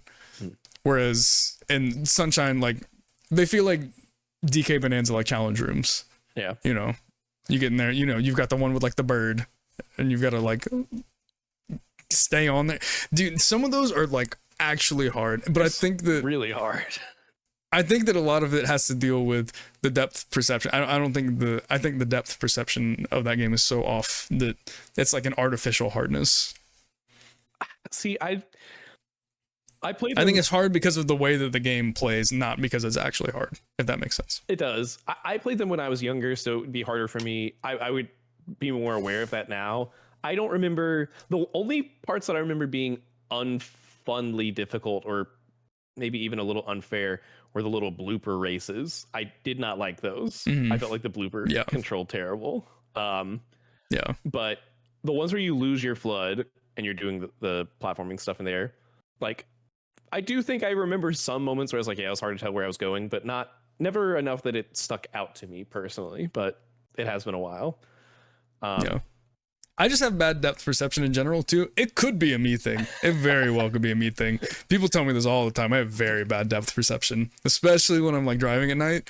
Really bad. Somebody's braking in front of me like a quarter mile away on the interstate, driving back like late night from a concert, and I'm like slamming on my brakes, quarter mile back, dude. I mean, if you don't want to risk it. It could be a me thing. No, I really like this game. I mean, I know that it is the one that people hate on the most, but like, I like the Bowser Jr. stuff. I think it's weird and fun. I liked the chasing the clone versions of yourself. I like that you get sent to jail. It's like kind of got like a weird amount of character. Flood is like weird, but voice acting. One of the it's got voice acting. I think that's what makes it a little bit more memorable. I don't think it's C tier personally. Okay. I can respect that. I can respect that. Whoa. Mario 64 like doing more and being more important, but I would put it above 64 quite easily myself personally. Okay. I'm gonna do you one better real quick, okay? Okay. Because your take on Mario 64 DS, I agree with you. Beautiful. Okay. I agree with you. This. They're going to ravage us. Never. We're not gonna live to us. next week for next week's episodes. We're not gonna be able to talk about any Game Awards stuff. Yeah, we're gonna have to go into hiding. I have way fonder memories of Mario 64 DS Yep. than Mario 64. Oh, that feels so bad to say. I've never said that out loud. That feels really bad to say. It's just an age but it's thing, true. I think, for us. Like, at least for me. I think it is too. I Like didn't have DS was like prime time for me. Yes, 100%. That was when I was like just about to find it out, like figure out what games really were. Like it was a little before. It was like around the time I had my Wii, but because there were like real boss fights in this game. yes, yeah. Like I remember fighting like King Goomba or whatever. Like that kind of stuff is crazy. Because I played a lot of Mario 64 before I played the remake on DS. So I remembered a lot of the stuff in there. And then going back, I was like, dude, that's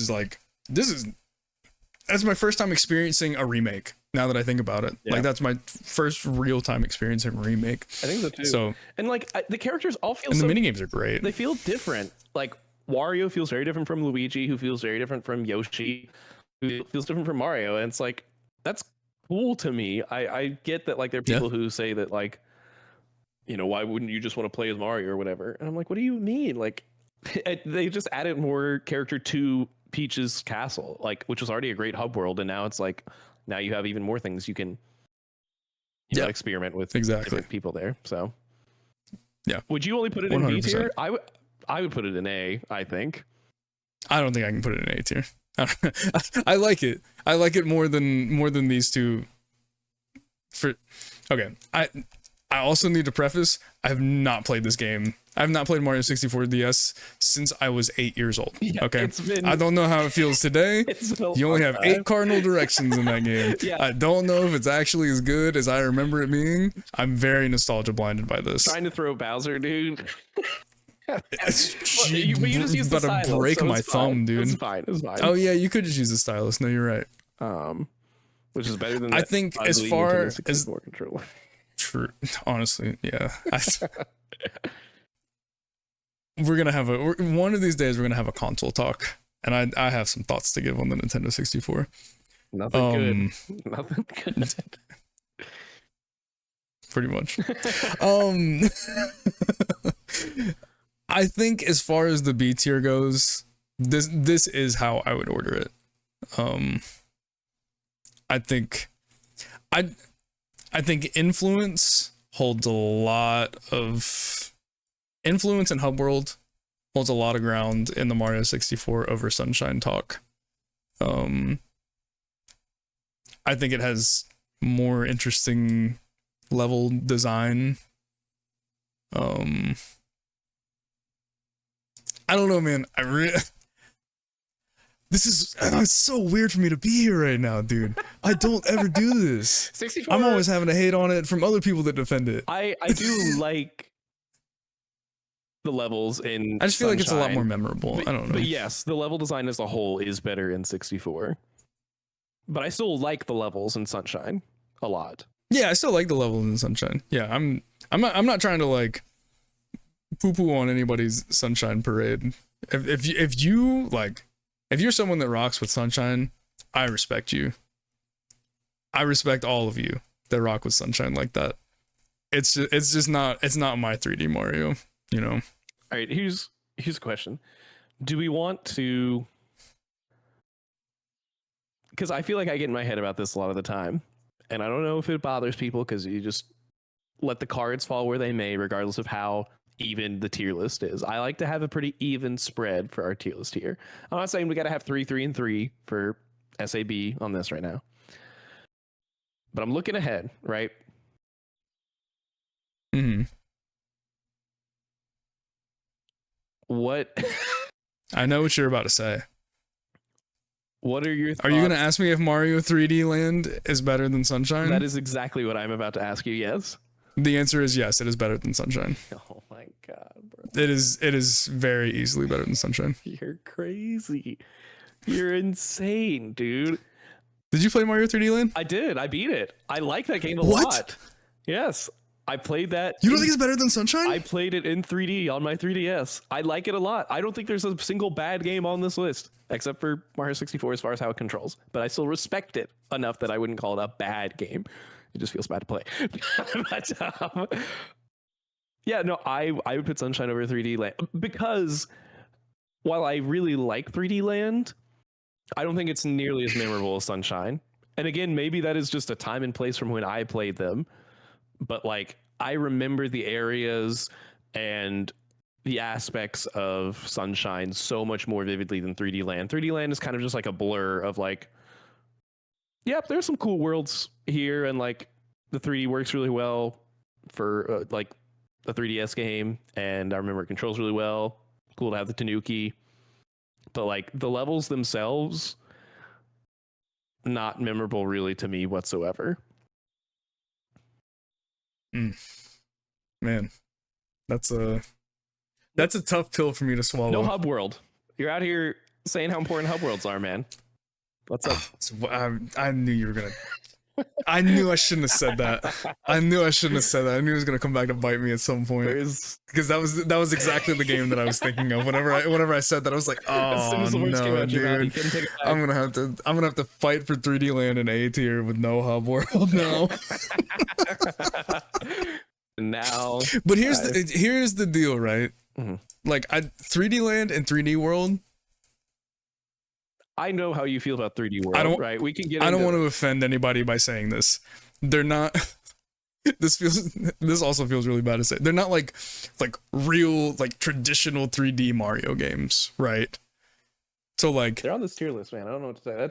It's a tier list we've deemed official. I mean, they're 2D Mario game. No, sorry, they're 3D Mario games that play like 2D Mario games. You know what I mean? Yeah, I know what you mean. Like, so I feel like these are the two games where Hub World does not apply. That's an insane cop out, and I won't accept it. I'm sorry. I'm really trying to make. I gotta try. I gotta try, dude. What you were going for, you did not pass the persuasion check. I hate to say it. That's not gonna be a good excuse for me. I would put Sunshine above that. And I don't think that you want that at the bottom of B tier. And I'm not saying I'm holding it hostage, but I'm just saying there has to be some sort of compromise. It kind of sounds like you're holding it hostage. There's got to be some sort of compromise.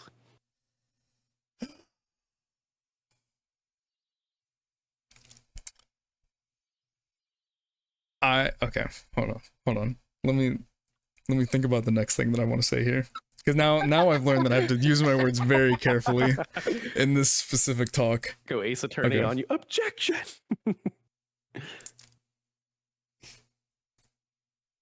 I hate to say this. You were probably right. Okay. 3D Land probably is a worse game than Super Mario Sunshine. Thank you. I didn't like saying that. Thank you very much. I can't. Is it the worst on the? No, dude, it's not the worst on. Yeah, no, it is. It is. It's still a great game. I really enjoyed it. It's the worst. I really enjoyed it. But the more that I think about it, yeah. No, yeah. Yeah, no, it is. It's the least original. It is the least memorable. Yeah. It is the least memorable. No, you're right. Because I'm sitting here, whenever you said least before you said anything about this game being unmemorable, I was ride or die for this right here in the A tier. And then you said that, and I started thinking back. I was like, can I name like one level? And I can name one level. Like the one that's on the cover? Like exactly one level. And it's like the final level. Yeah. And that's it. Yep. So, okay. Wow, that's a pretty fat beat. Even for the sake of having an even tier list, I don't think that I can. Mario 64 DS does not belong anywhere near Mario Galaxy 1, 2, 3D World, Mario Odyssey, or Bowser's Fury. I do not think that it is in the same tier on the same level as those games. I think it's good. I think all of these in the B tier are good. I don't think that it's on the same level as those. Well, can we agree on that? I think that at least 3 of those games. Oh, you were about to say something. Tier. No, I think at least 3 of those games are going to be an S tier. So it's like we can leave it like this for now, and then we can revisit if we want to try and adjust within the tiers. I don't love this ranking so far, but that's because I'm a Sunshine stan, and we may just have to. This is my compromise right here. Okay. Yeah, I know. What? Okay. All right. This could be. This could be. All right, we'll leave it there for now. Leave it. Teardrop. I was gonna say, dude, I'm thinking about for those who new listeners, we do have this fun little thing that we do sometimes called the teardrop, which is where once per tier list, each of us can raise or lower a game by 1 tier, no questions asked. We don't use it every time, but you know, a teardrop would be really powerful in a list of 9.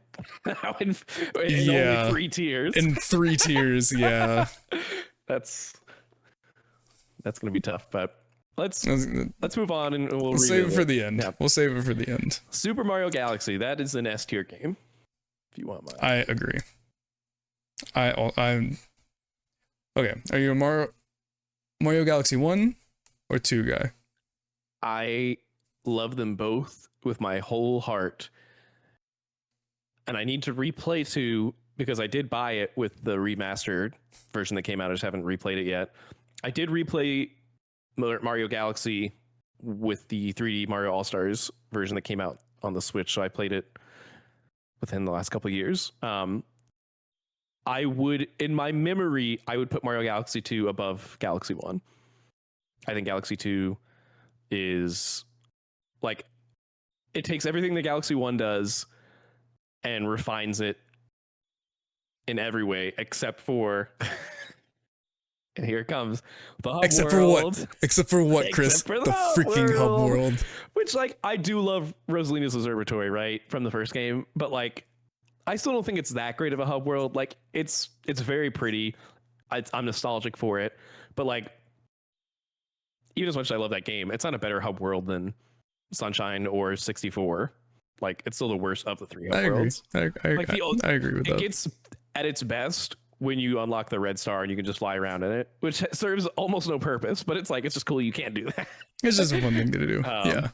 But I take it from your face that you are a Galaxy 1 guy. I am a Galaxy 1 guy. That's only from memory though. As I have not, so I played Galaxy 2 more recently than I played Galaxy 1. I haven't played Galaxy 1 since I played it on the Wii. Oh wow. And I played Galaxy 2 for the first time on the Wii U, whenever they put it on the eShop on there. And I remember finishing Galaxy 2 thinking I still like Galaxy 1 more. Mainly because of the observatory. I did start back up Galaxy 1 just the other day, probably 2 weeks ago, just to like hop in and just see like, you know, what was going on. I played like 2 levels and then hopped out and was playing Hades again. But it doesn't feel as good as I remember it feeling, if I'm being completely honest. Really? I still think it feels, I will say the Switch versions, I'm glad that they did finally port them. I don't think you can recapture those games fully not being on the Wii. I do think. Yeah, I think that's what it could. Trying to play it like on Pro Controller was really weird for me. Yeah. It was really, really weird. I ended up caving and just picking up 2 Joy-Cons and using it, you know, as if it were a Wiimote nunchuck, and that felt way better to me. It felt way more natural. Yeah. Whenever I play it docked, that's how I have to play it. I've tried playing it in handheld, and you have to like tap the screen to do any of the like SAR things, and that it sucks. It sucks. And it's like, I would still rather have that than not be able to play these games at all, right? I do wish they'd maybe found some better way to convert it to modern controls, but I do think it's tough to fully recapture that experience without the Wii remote nunchuck, which is ironic because I can't think of many other games I would want a Wii Remote nunchuck for again. But Literally no other game. That's the only possible game that exists Wii Sports on the planet. That's about it. Yeah, anything that's not literally. Well, I guess these games kind of were built with motion controls in mind, but yeah. I loved Yoshi in that game. I felt like 2 was a little bit harder, so it was a little bit more engaging. I thought the worlds as a whole, like the Throwback Galaxy, dude, it's so good. Throwback Galaxy is good. So Throwback good. Galaxy is really good. I hate the little monkey minigame on ice skates. Oh, I don't know if you remember that. Yeah. This is the only part that I didn't like. See, But the more I've like reflected on the Galaxy over Galaxy 2 like thing just over the years, like I think I've come around more on Galaxy 2, but for a really long time I was a Galaxy 1 over Galaxy 2 guy. Yeah. But I respect anybody's opinion ranking the 2 Galaxy games. I don't think that anyone is correct. I used to or be wrong. Pretty staunchly 2 over 1. That's why I bought the remaster now. I need to replay 2. Maybe that'll be like one of my Christmas break games, is finally replay 2 and see if in my mind that still holds up. Because when I replayed 1 with the 3D All-Star, I replayed the entire game, which normally when I buy these like collections, like I didn't touch 64 in that collection, by the way. I think I played like for 5 minutes. I was like, yeah. I did play like half of Sunshine, but I played through, I did 100%, but I at least beat and 100% of most of the worlds in Galaxy 1. I was like, that game is still so fun, man. Like, yeah, no, it's great. They are both like 10 out of 10 platformers in my mind at this point. Yeah. So, and I've come to appreciate both the soundtrack for 1 so much, dude. Like Bowser's themes and the main theme for that game. Dude, just that music whenever Bowser like invades Mushroom Kingdom, like at the very beginning. Oh my god, man! Because this is the first Mario soundtrack with like an orchestra behind it, right? Yeah, I think so. Yeah. Like mind blowing as a kid to not hear just like MIDI instruments, like Well, and like it is so basic, but like the story elements of Galaxy, I do think I appreciate more as time goes on. Even it's like, it's just Rosalina reading from her book. Like the storybook stuff. Yeah. But like, it does add a sense of wonder and like calmness and peacefulness that is very unique to that game and that hub world that I do really like, that I think isn't there in 2, but I don't, from what I remember, the gameplay in 2 is still good enough that it, would have topped it, but I do need to play him again. For the sake of this tier list right now, I would still say 2 over 1, but if you say that's 1 fine. over 2, I don't know. That's tough. I'm fine with literally either of those orderings. I think that, like I said, I don't think that anybody is wrong on their opinions on the Galaxy games. I'm very unified with everyone. Like, yes, you're right. No, you're right. You're right. That's like, do you want a chocolate chip cookie or a brownie? They're both great. Yeah, dude. Just hand me one of them. I'll eat it. Shit. Which leads us to Super Mario 3D World. You know how I feel about this game. I know how you feel about this game.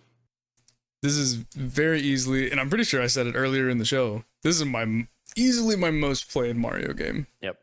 I remember you saying that. By a landslide. This is the game that I came back to after not being a Nintendo gamer for multiple years. I was a Call of Duty boy. Shooty Call of Duty boy for a lot of years. And then Wii U came out and I said, that looks really interesting. I'm going to pick that up. And I got 3D World, and it's all that I played for like half a year. All you needed were a couple of cat outfits, dude. Just bring you back in. The cat suit is my favorite power up in any Mario game ever.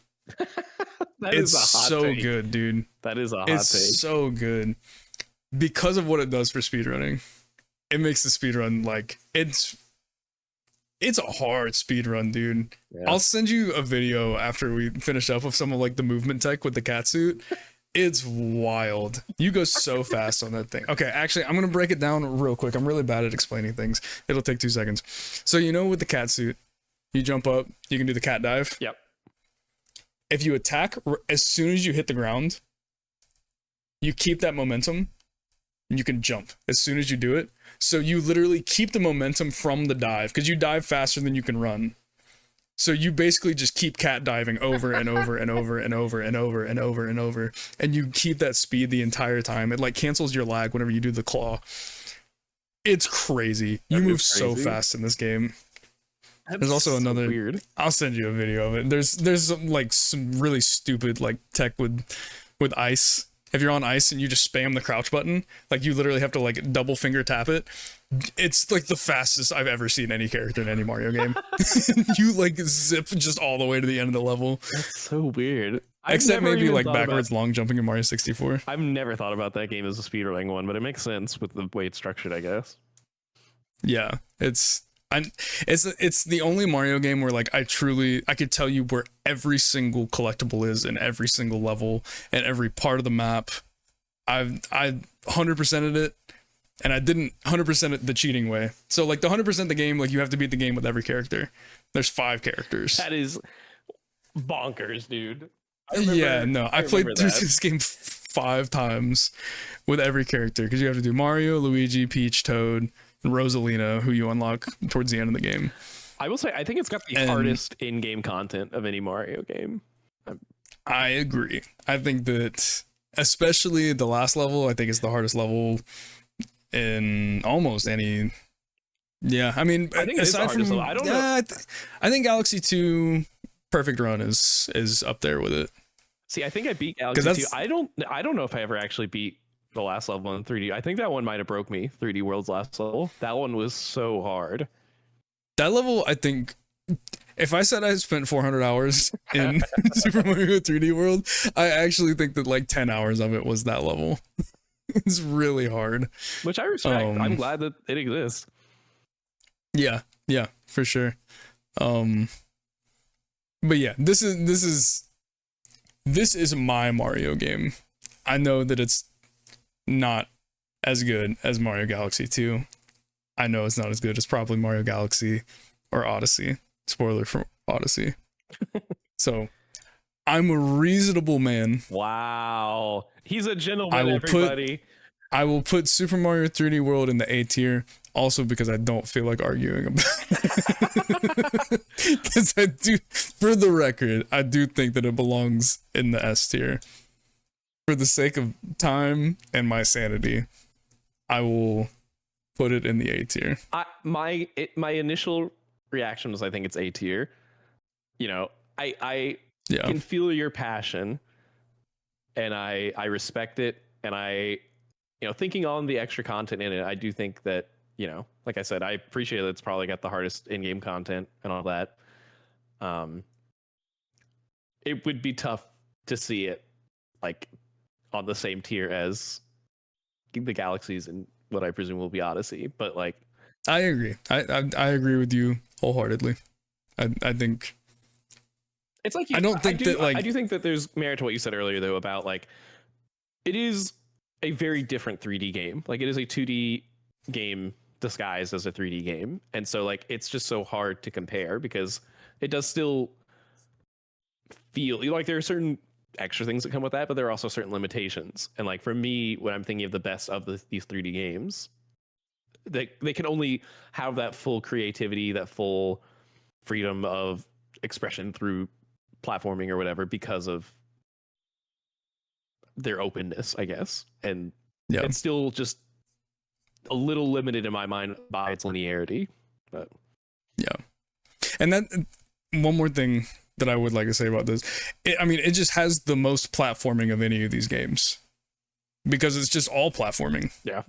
So many of these other games, it's like, which is my favorite part of Mario games. I don't think that's a hot take. I'm pretty sure, everybody's favorite part of Mario games is platforming. Wow, this guy likes jumping. Everybody laugh at it. Boo, boo. But it definitely, apart from 3D Land, it just has the most platforming, which is what I'm here for. I like some of the collectathon stuff of, you know, some of the other Mario games, but that's definitely like the highlight of this game for me, is that I'm jumping a lot more than I normally would. I want to propose something to you that I don't think you're gonna bite. He's going back to the B tier, folks. But I just want to. He's been staring at sunshine the whole time. I just want to throw this out. I will agree to allow 3D World in S tier if you let me bump up Sunshine to A tier. Done. Done. The internet is gonna hate us so Done. much, bro. Oh my! It's a beautiful trade. It's a beautiful trade. Wow, I'm with it. I feel a little. I'm completely that with was it. like a deal with the devil. As soon as I saw that go up, I was like, "Oh, wait, no." Talking about the cat suit, I'm about to have a fur ball over here looking at this, but I do feel like for our list, You want to get crazy, bro? You want to get crazy? No, we can get a little crazy. We can put Galaxy. Let's not do that. Okay, all right. I do feel like this is more indicative of our list, right? Like I feel pretty strongly about Sunshine, and you feel very strongly about 3D World, and I feel like that's, even if we don't fully 100% agree, like individually on those, I feel like this is a better representation of us. I'm with you. I freaking hate it when you make sense, man. I hate it. It drives me crazy. It's a sick little trick I only pull out when I'm most desperate. Oh man. Let's go ahead and pop Odyssey up in S tier. I know we all know where that belongs. I mean, that's just number one, right? Whoa. Okay, hold on. I think there's a conversation about if it's the top of S tier. Is there? For me, there is. I know it's most people's favorites. I love Odyssey. I think it's great. I personally enjoy it. This comes down to a subjective versus objective thing, right? Which is impossible. This is all subjective.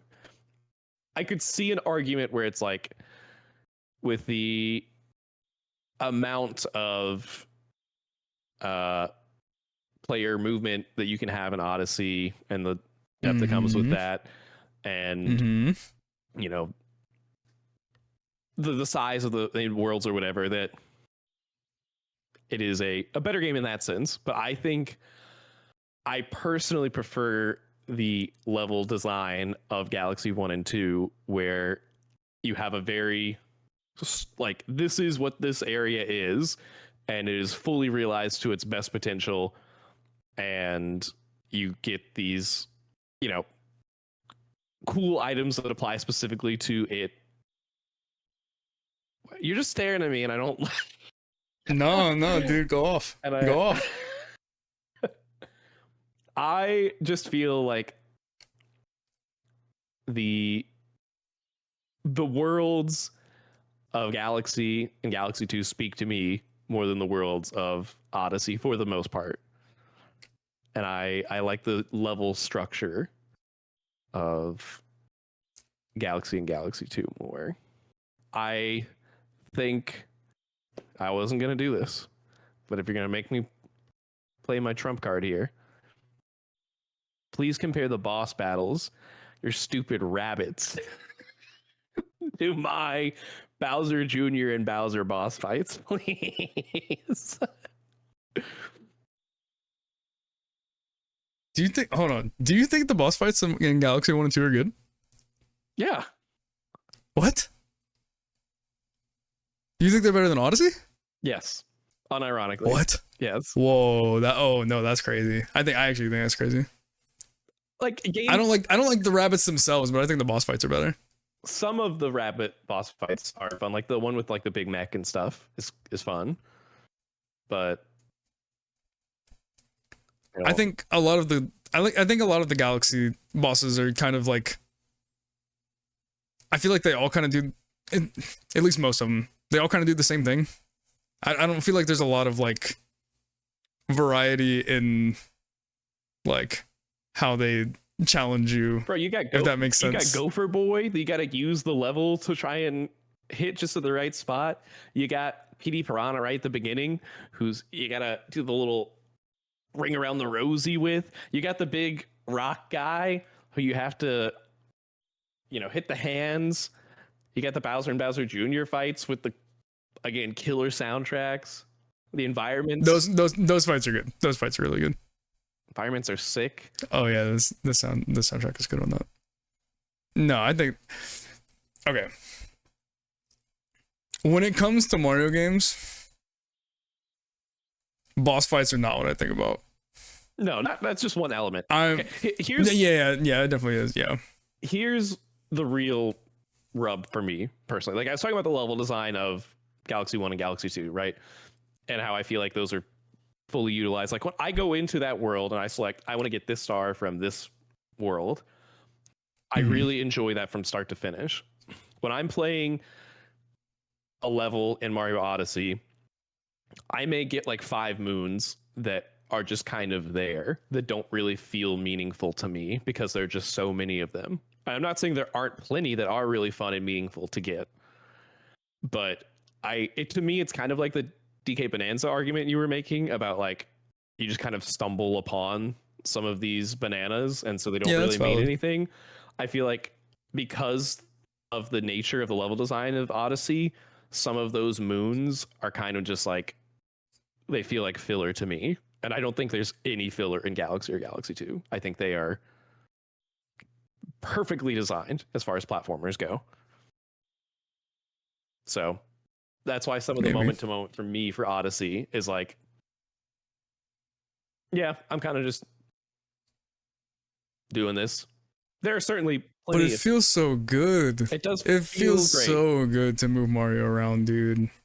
Like, I do love. I mean, it's the best movement of like any of the Mario games. Like that's. Yeah. I feel like that's not. Yeah, that's not a question. Even a question. Okay.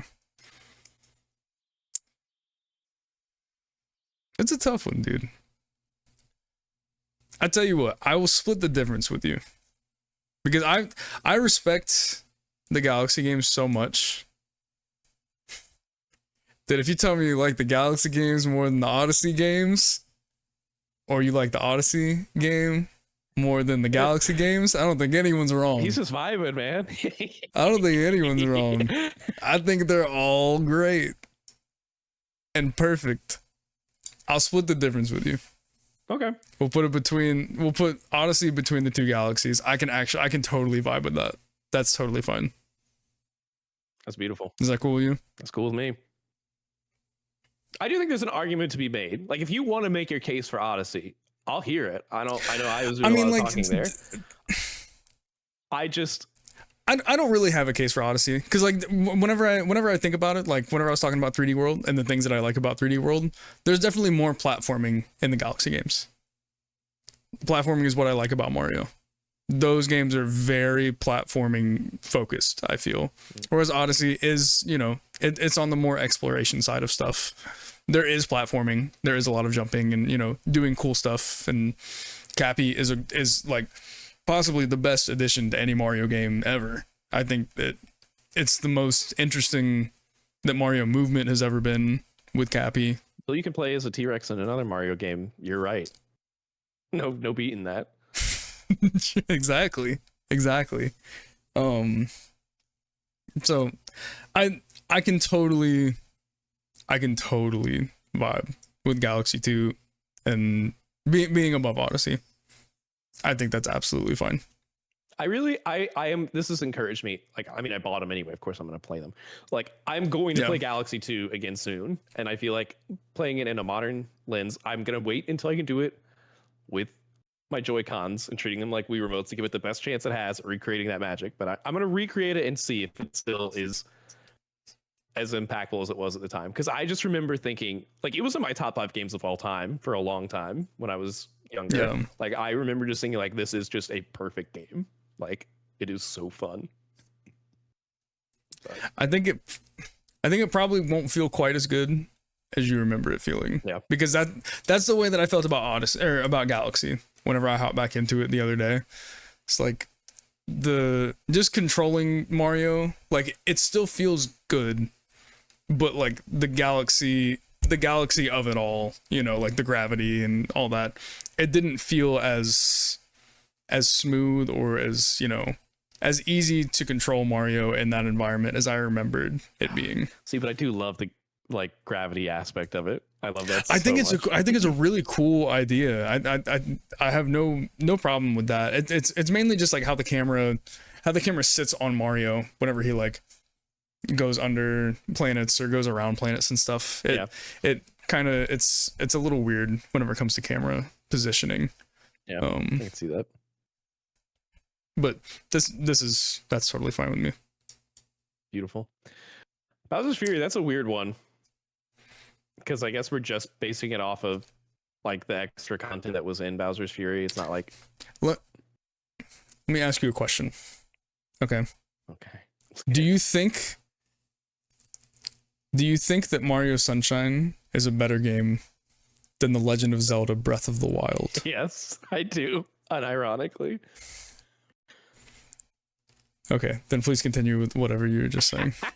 Because in our Switch tier list, you said Bowser's Fury is a better game than The Legend of Zelda Breath of the Wild. Mm-hmm.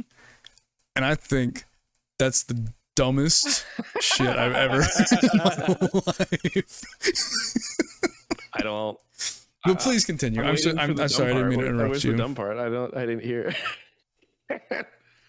I'm like seething over here. It's been 6 months and I'm still. I know people probably think it's a bit. I've been thinking about this a lot lately. How I feel like my opinions on certain movies and games and stuff. I just feel like they really.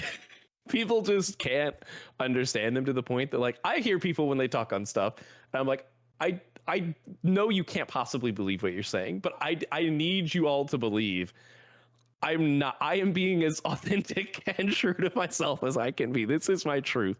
You hear this, man? You hear this, man? I'm trying. She's wagging her tail. She didn't know what the hell's going on. No, she loves it. She said, he's right. That game sucks. Yeah, this is a weird one. I mean,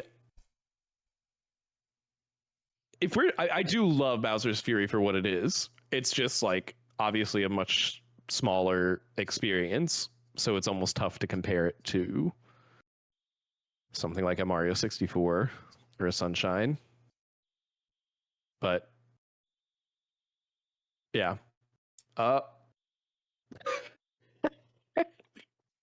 Bowser's Fury is better than Mario Sunshine. That's crazy. That's kind of crazy to say. I have to put my foot down on this one. Sunshine has to lose somewhere. It's gotta lose somewhere. That's it. I'm tear dropping it up to S. I'm just kidding. God damn it. I'm just kidding. That would be wild. No, I would feel full taken advantage of. I am not here to abuse or manipulate. Bowser's Fury feels better than Mario Sunshine. That I can agree with. I don't think it has the personality of Sunshine. It's doesn't have the sauce per se. But oh God, what is happening? Sorry. Oh, Andrew. I was gonna say Andrew is now the gray part of there we go. Tier list. Where does Andrew fall in the Super Mario 3D platformer tier list?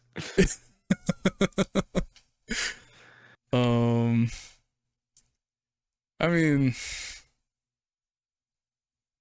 it is hard to compare them, but I feel like one just feels so much better and keeps me like, I feel like it keeps me occupied for long. Not occupied. Sorry, that's not the word. Keeps me engaged just a little bit longer. Maybe I just have TikTok brain. I don't know, dude. I feel like it's one of those like your iPad game. 90s, cranking 90s. I love that video so much.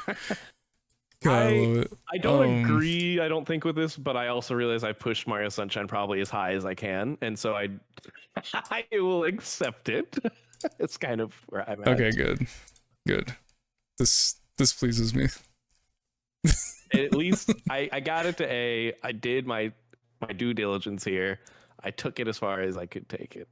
I think you pushed it as far as you could do. I mean, I'm proud of you for getting it right here because it belongs here. But no, I think this is a good list for us for the most part. Probably here. Yeah, no, I think this is solid. Which, to be clear, I want to reiterate what we said at the beginning. There's not a bad game on this list. Not a single one of these is a bad game. Not a single one. Except for maybe Mario 64. Except for maybe Mario Sunshine. we wanna recap it for our audio listeners here. Yeah, go for it. All right, so going from the bottom to the top, the very bottom of B tier, we have Super Mario 3D Land for the 3DS. And then we have in front of that Super Mario 64. I'm sorry to so many of your childhoods. Try and play it today. Just tell me. And then be honest with yourself whenever you play it. Don't be blinded. Yeah. And when you're done playing that, go play the superior version, which is one rank above that, the top of B tier, Super Mario 64 DS. Truly, we're not being blinded by our childhoods, but all the 64 fans are. Just to be clear, I just want to make sure that's as clear as possible. See, the difference is we have no way of playing ours anymore unless we literally go buy a DS just to play that. You can play 64. But you can play blackjack against Luigi in Super Mario 64 DS, man. It's so much fun. Dude, I'd pull my DS right now and do a Loves Me Not for its placement if I could, but I don't have it anymore. So good. Then we move up to the bottom of A tier with Super Mario Sunshine. And just above that, the top of A tier is Bowser's Fury for the Nintendo Switch. And then at the bottom of S tier, we have Super Mario 3D World for the Wii U. Above that, we have Super Mario Galaxy. Above that, we have Super Mario Odyssey. And at the very tip top of S tier, we have Super Mario Galaxy DOS. How does Nintendo do it, dude? It's insane. They like not a single bad 3D Mario game. Not one. I love Mario so much, man. Like, for all of the supposed hate I have for Nintendo, it's like they've got me with Mario, man. Like any 3D Mario, I am there. I am hype. I will be your hype, man. I will get it day one. I just every time. They're so good. They've never ever let me down. And just like that, I like to think that we've never let you down, our gracious listeners, not even when we didn't post an episode for like 5 months. So we would like to say thank you once again. If you made it to the end of this episode, we appreciate your support. Andrew, it was so fun talking games with you again, and movies and shows. Yeah. It was great to be back. I'm thinking we'll probably be back again next week with some pre Game Awards talk. I think Game Awards is the 11th, correct? Yeah. Initially, so we'll definitely be back before then. Yeah. Initially, we were going to make this episode a Game of the Year, a Game Awards nominee, kind of go through and talking through some of that, but we just had so many things we wanted to catch up on. And honestly, I'm still trying to play some stuff before Game of the Year. Even the Game Awards. We'll have our own Game of the Year, end of the year episode, I'm sure, later as well. So we've got a lot of ideas for episodes here in the near future, at least. So again, not going to promise we're on a regular release schedule, but hopefully for the next couple of weeks at least, we will have a couple of new next couple of weeks. Yeah. Next week we can talk about this off air. Obviously, my schedule's a little crazy because of Thanksgiving, but if not, literally within the week, definitely at least within like week after, at the latest, I would think. So we'll make something work. But again, best way to make sure you don't miss it whenever we do upload something is to subscribe to YouTube, Spotify, and Apple Podcast. Who knows? Maybe this blows up so much we're obligated. We have to start a Patreon because we have so much support. We have all these fans. Make us have to give you content on a regular basis, please. I would love that. But this has been awesome. Thank you again, Andrew. Do you have any final words? No, No, I think we did some good catching up here today. We did. And can't wait to talk about some more games here in a couple weeks. Got lots to talk about still. So with that, keep on dropping those tears, everybody. Wahoo!